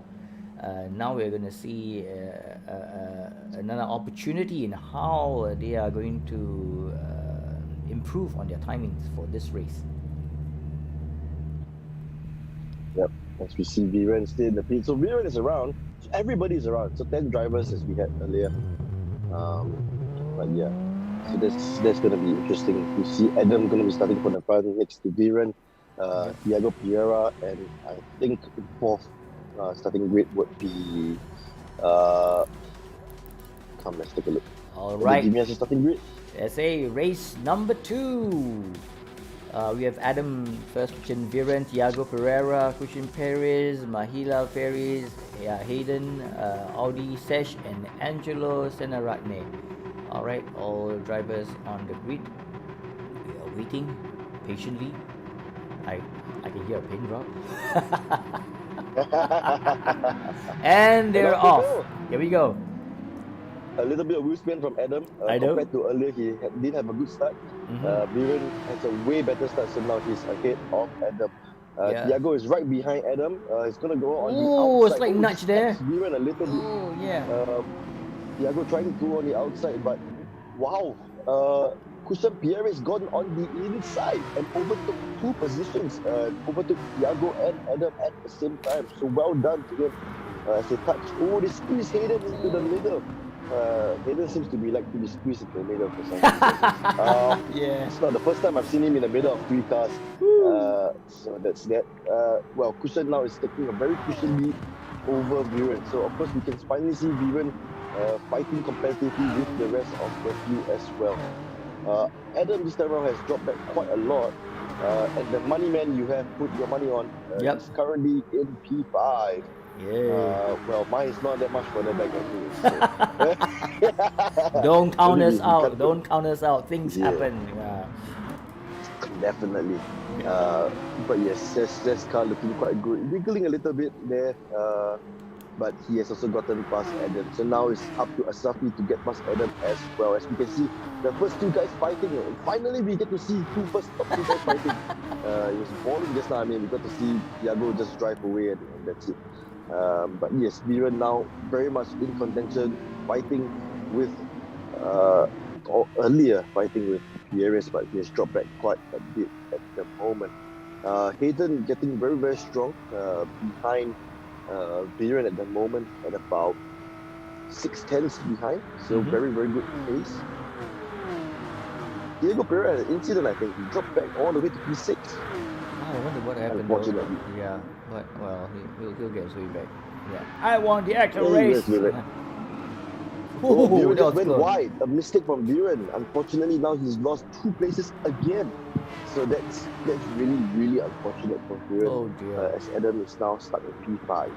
Sesh, oh wow, Sesh is getting in P2. I just Hey, said Sesh again. watch my man now. Yeah, watch my man. now we clean. Okay. Yes. As you can see, Asafi now is just stuck in the middle of a train of 1, 2, 3, again 4 Yeah. Porsches, but this time with an Aston and a Nissan in front. Karakoram really fighting very, very hard, but stuck behind Adam. Unfortunately, so is he gonna go down? Thiago is giving him a hard time though. Zigzagging from line, they're trying to find that little small place just to get through them. The small side lane there. Ooh, Aiden Audi has decided to do lawn mowing too. All right, we have Kushan Paris right in front with Sesh and Viren and Karakoram and Safi Asadi. Viren really at the back, keeping an eye out on Sesh on the right. Can he overtake him? He's trying, and he has overtaken Sesh for second position. Next up, Kushan Paris is eyeing his position now. But look at Kushan right now. He has that big gap in front of everyone. Look at that. Yeah. Because, well, there's no competition because all the big competition are all stuck behind, unfortunately. But yeah, look at how far he's ahead of everybody else. As you can see, Karakoram, come on, do better than this, Karakoram, come on! Well, Miss Sesh is still in second place, but Viren is really gunning for second position right now. He's just aiming one after the other. It's really tight right now. He's being hauled down to the outside of the track. He's sneaking. Oh, that was a quick move. Did he? Oh, didn't manage to do that. Sesh. Yeah, Sesh. Now getting a lot of pressure from Thiago from the back. Yeah. Sesh, doing well to keep second place, but not fast enough to catch to Kushan Paris, unfortunately. They take something back. Yeah. But yeah, Sesh looking like, we missed his presence in the first race as well. Yeah. In the second race. Said, I have my issues, but I'm back. Oh, then Viren trying to take him from the inside. Can he or can he not? This is really tight. Oh, look at that. Ooh, He did. Oh my goodness, what a move. Wow. What a move. What a move That's on the inside. big. Sesh is trying too. He's trying to track big strike, zigzagging left and right, trying to find the opportunity to just to slip his car in between that, but I don't think so. Oh, look at Viren. Viren is gunning for Kushan Paris, who's right in front right now. Oh, Thiago just overtook Sesh, outbreaking him, but unfortunately, brake a bit too late, went a bit too wide, and has gone way too wide. So, wasted effort, I'll say. Yeah. Yeah. No, but it's you have to try, right? I mean, you will never know if Sesh will make a mistake or so it's always good to try. But of course, you don't get yourself into the wall. Yeah. But that's a gamble thing, isn't it? I mean, sometimes it's the state of the mind. You're driving a real car. I don't think you do some of the maneuvers that these cars are doing. Oh, look at it! On the outside of Sesh. Wow. That's the first we have seen on the outside. So far, all the outside moves have failed in the first race. So very, very nice outside move from Thiago. As we see, unfortunately, Asafi still stuck behind Adam. What is he doing his lawn-mowing bit now? Adam. Amazing. Adam is a very good defensive driver. Yeah. Very good defensive driver. I need to learn from him. Call me. You see, just even though they have a light touch, but you see, so well defending. Yeah, look at that. Amazing. Oh, look at Safi coming at the back of Adam, and then he was just trying to make that move out there. Kudi was trying to make that move from the outside. No, enough acceleration back there. Yep. Adam being very smart, taking the inside line, knowing that the inside line is always the faster line, not letting Asafi get that inside line. So that's a very, very good move in defense from Adam. For those who just joined us, welcome to the CMSC MSS Cup 2021. We are actually taking the second part of race 2 The first race 2 has already was won by Thiago Pereira, and now currently we have a new set of results here, all jumbled up. But we have Kushan Perez comfortably in first position, followed by Viren in second, Thiago Pereira, winner of the first race 2, in third position, followed by Sesh, who just joined us, and he's doing really well. Now he must be kicking himself, wondering, could I have like done better in the actual race 2? Yeah, probably could have. I mean, he was quite on pace with Thiago earlier even, but I think he's dropped back quite a bit.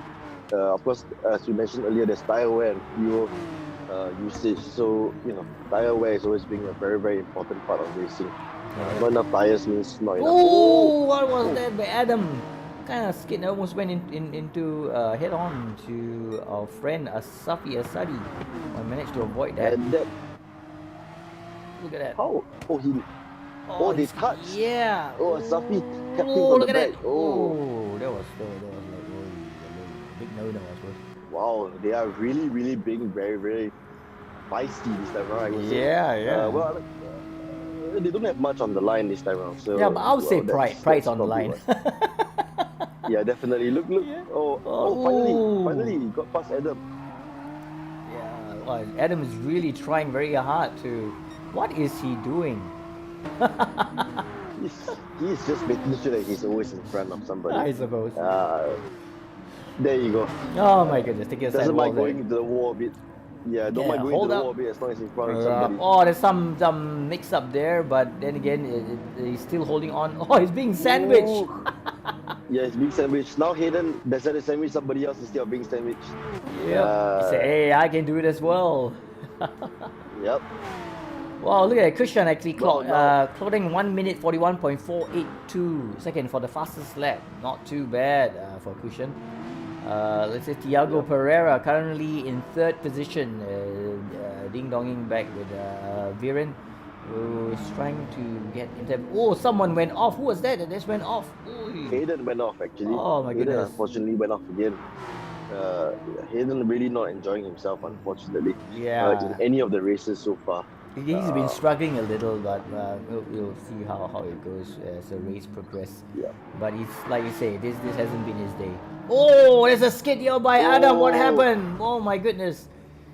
Oh, heartbreaking. Whoa, that was, oh my goodness. I didn't want to see that. Ay. That I would be a think he major just cooked it, overcooked it a little bit. I suppose. Yeah, so unfortunately for him. As you see, Kushan now on the second last lap. Commanding lead again. Look I at think 3 that. seconds, 2.8 seconds, He shaved 2.9 seconds. 2.8 seconds. Where did all the time come from? Yeah. Definitely very, very well done. Diego finally getting past Viren. Yes. So can he finally chase down Kushan? Yes, well, one and 1/3 lap to go. But let's see whether he can chase Kushan Perez for that first place. Viren is really making things difficult here, so he managed to overtake him, and there's no there because he made a sharp turn on the outside and trying to cut in. Viren's trying to overtake him, but that was a slick move by our friend Thiago, and right now he is in second position. Can he take the front? But how far? This Cushion is way ahead in front by 2.642 seconds. Well, and he's still got to fight Viren off. So Viren's trying to overtake him on the definitely outside. not gonna be easy Ooh, can he? No, that was quite tight. Oh, can he? Oh, look at that. Well done, for him. Yeah, Thiago. Viren had the inside line to the second corner, but it was not enough for him to overtake, unfortunately. Yeah. But well, the gap has come down to 2.6 seconds or 2. As I said, it went up again. So yeah, it seems like Perez does have this race pretty much covered. Yep. And Thiago, well, just trying to get as much as he can out of the race. Asafi now in P4, 6 seconds off the leader and about 3 seconds off the next guy in front, so that's not going to be his race. Sesh dropping down to P5. Hey, Sesh is fighting Karakoma right now, so let's just see who would come on top. Alright, it's your bet against mine. Your boy and my boy. exactly. Oh, he's overtaking him. No, what happened? Whoa! Oh my goodness. See, I told you, the call was right. Yay! Sesh is not giving up. boy's not giving up. Here he goes. All right, he's really trying very hard. Oh, Karakoram is doing good defensive move there. Anyway, come on. One more heartbreaking corner. Come on, no. Is Karakoram in front? Is he in front? Oh, no! He went wide. Yay! Oh my goodness, two He aggressive sides. unfortunately went has come on to take the lead. That's Followed right. by Thiago Pereira and Viren. What and a race. Asafi P4. What a race, really. Look at that. Oh my unfortunately, goodness. has come on top of the Koma, so you win. All you. But luck is luck. Oh, I was fine, Sesh. Like, Yeah. oh, that was it. Yeah. Oh my goodness. Yeah. Well, but look, kudos to Thiago Pereira as well, holding on, coming second. But Kushan Perez capitalized on that lead. 2-second lead, amazing. And Viren as well. What a drive. It's amazing. Wow, victory. Congratulations. All right. Okay, to Kushan Perez. Okay, for victory. Oh, what a race. What a race. And the Porsche wins again. Yeah. Well, I felt that this second race 2 was really, really more exciting than the actual race 2, don't you think so? I think maybe there's like the definitely. thinking, we just try and ride. But it's really, wow, you can see, look at the results here. Look at the time, 12 minutes and 7.437 seconds by Kushan Perez. And Thiago Pereira did 12 minutes, 8.941 seconds. But what a race. I mean, you saw more aggressiveness, there were like certain strategies being employed to overtake from the outside, like you mentioned. Very hard to find people trying who has the gutsy move from overtaking at the front, the outside lane. But there you have it. Like we said, everything and anything is possible in e-racing. This is our provisional results. We will know the final results much later on. What a race, really. It was fantastic. I don't know what to say. I mean, wow, what do you think? Race 2, which one was your favorite? Race 2A or race 2B? The one that is supposed to be seems more exciting. But yeah, because I mean, of course, we get to see a lot more action on track. But I think once the leader got past, it was usually the leader who would take the checkered flag anyways. But of course, we got to see a lot more action on track. We got to see a lot more drama on track as well. From all the drivers. So I think very, very well done to all drivers. Kudos for coming. Thank you for coming and being here with us. I mean, yeah, this is exciting stuff. It's amazing. Okay, for this race, let's say who stood out for you and why? I think Thiago Pereira stood up quite a bit for me. I think coming into this race, he was not. I mean, we talked about him, but he wasn't. To me, he wasn't a hot favorite to be winning both races. But coming from the back and pushing himself to win both races, I think that's something.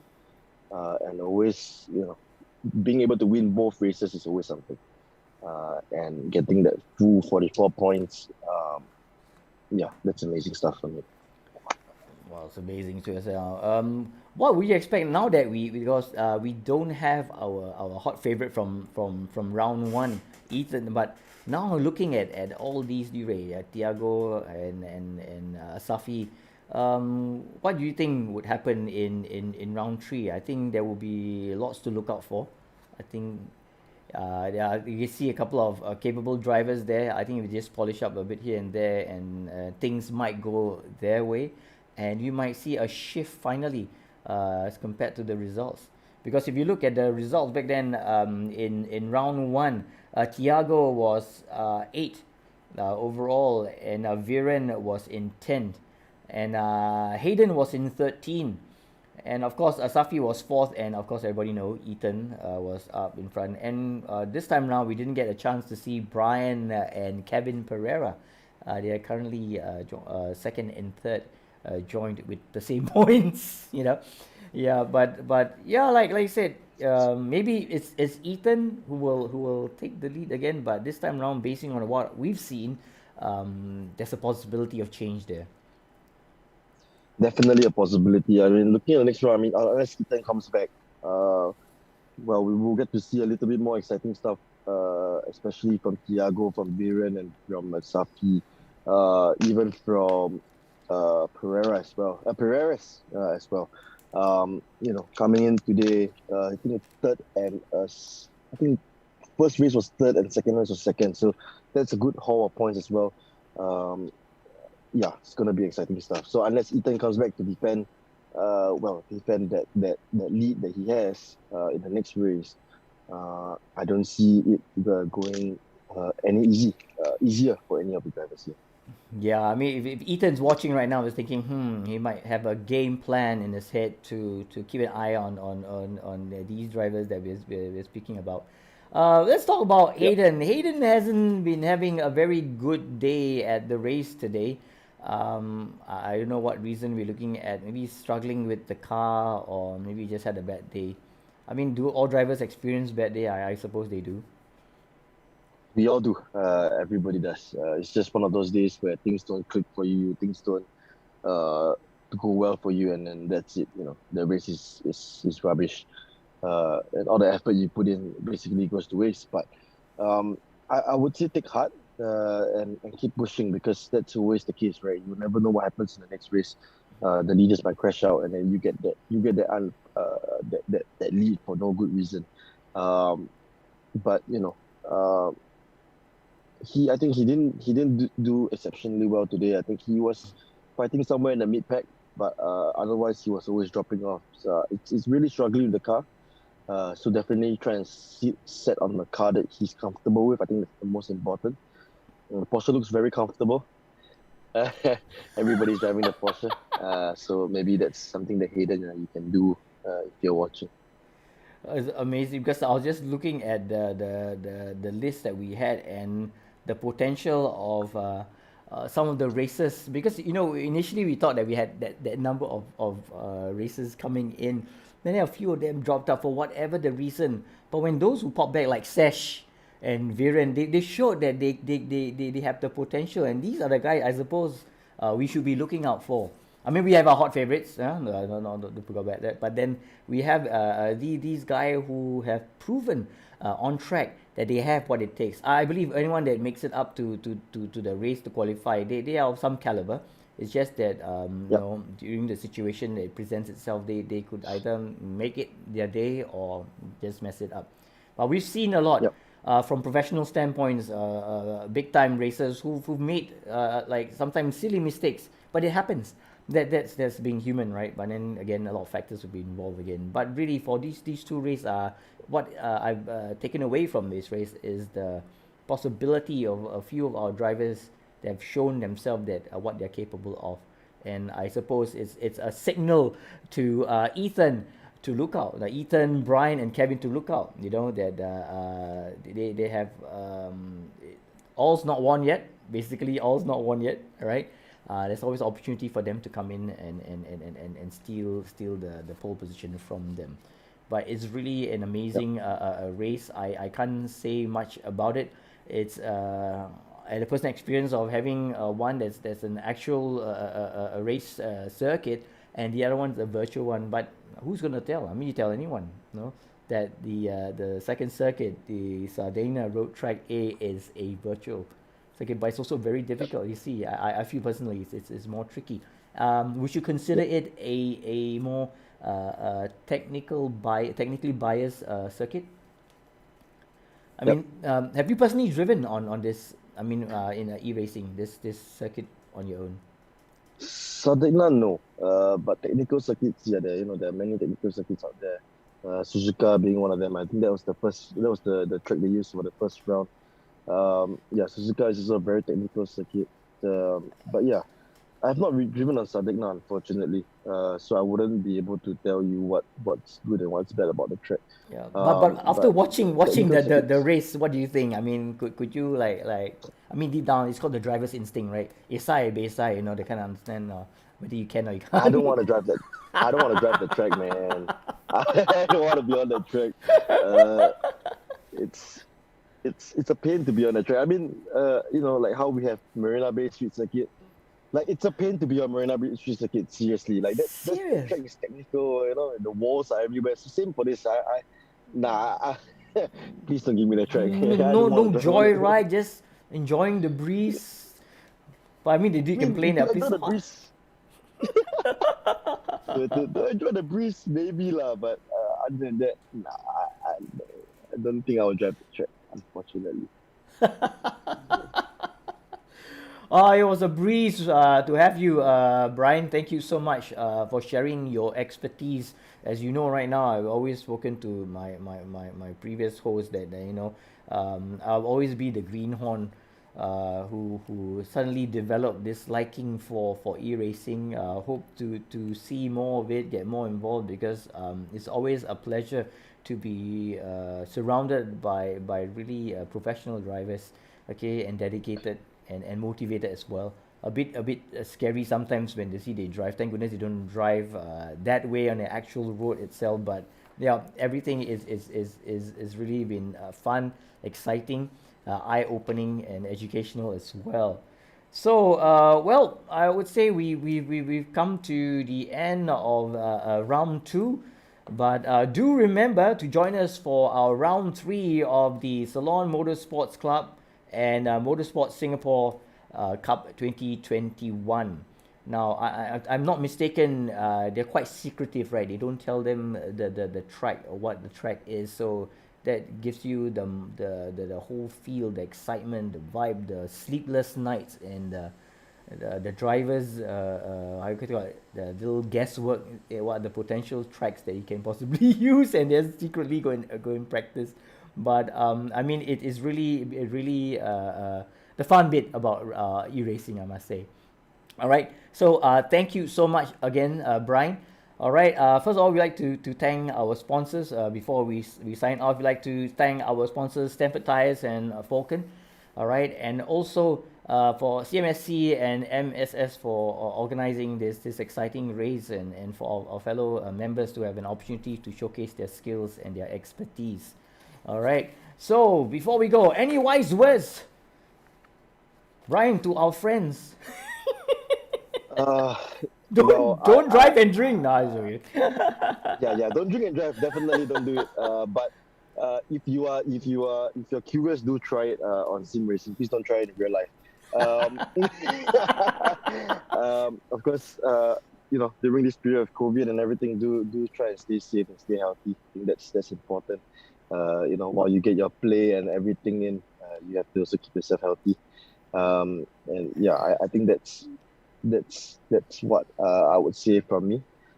So I hope to see more drivers on the 5th of December for round 3. Yeah. All right. So in the meantime, to all that our was- participants, right, like we said, stay safe, stay healthy. We'll see you all on the 5th of December for round 3 of the CMSC and MSS Cup 2021. I'm Zachary. He's the handsome-looking Brian Chua, and his expertise. We like to wish all of you stay safe, stay healthy. Thank you. Goodbye.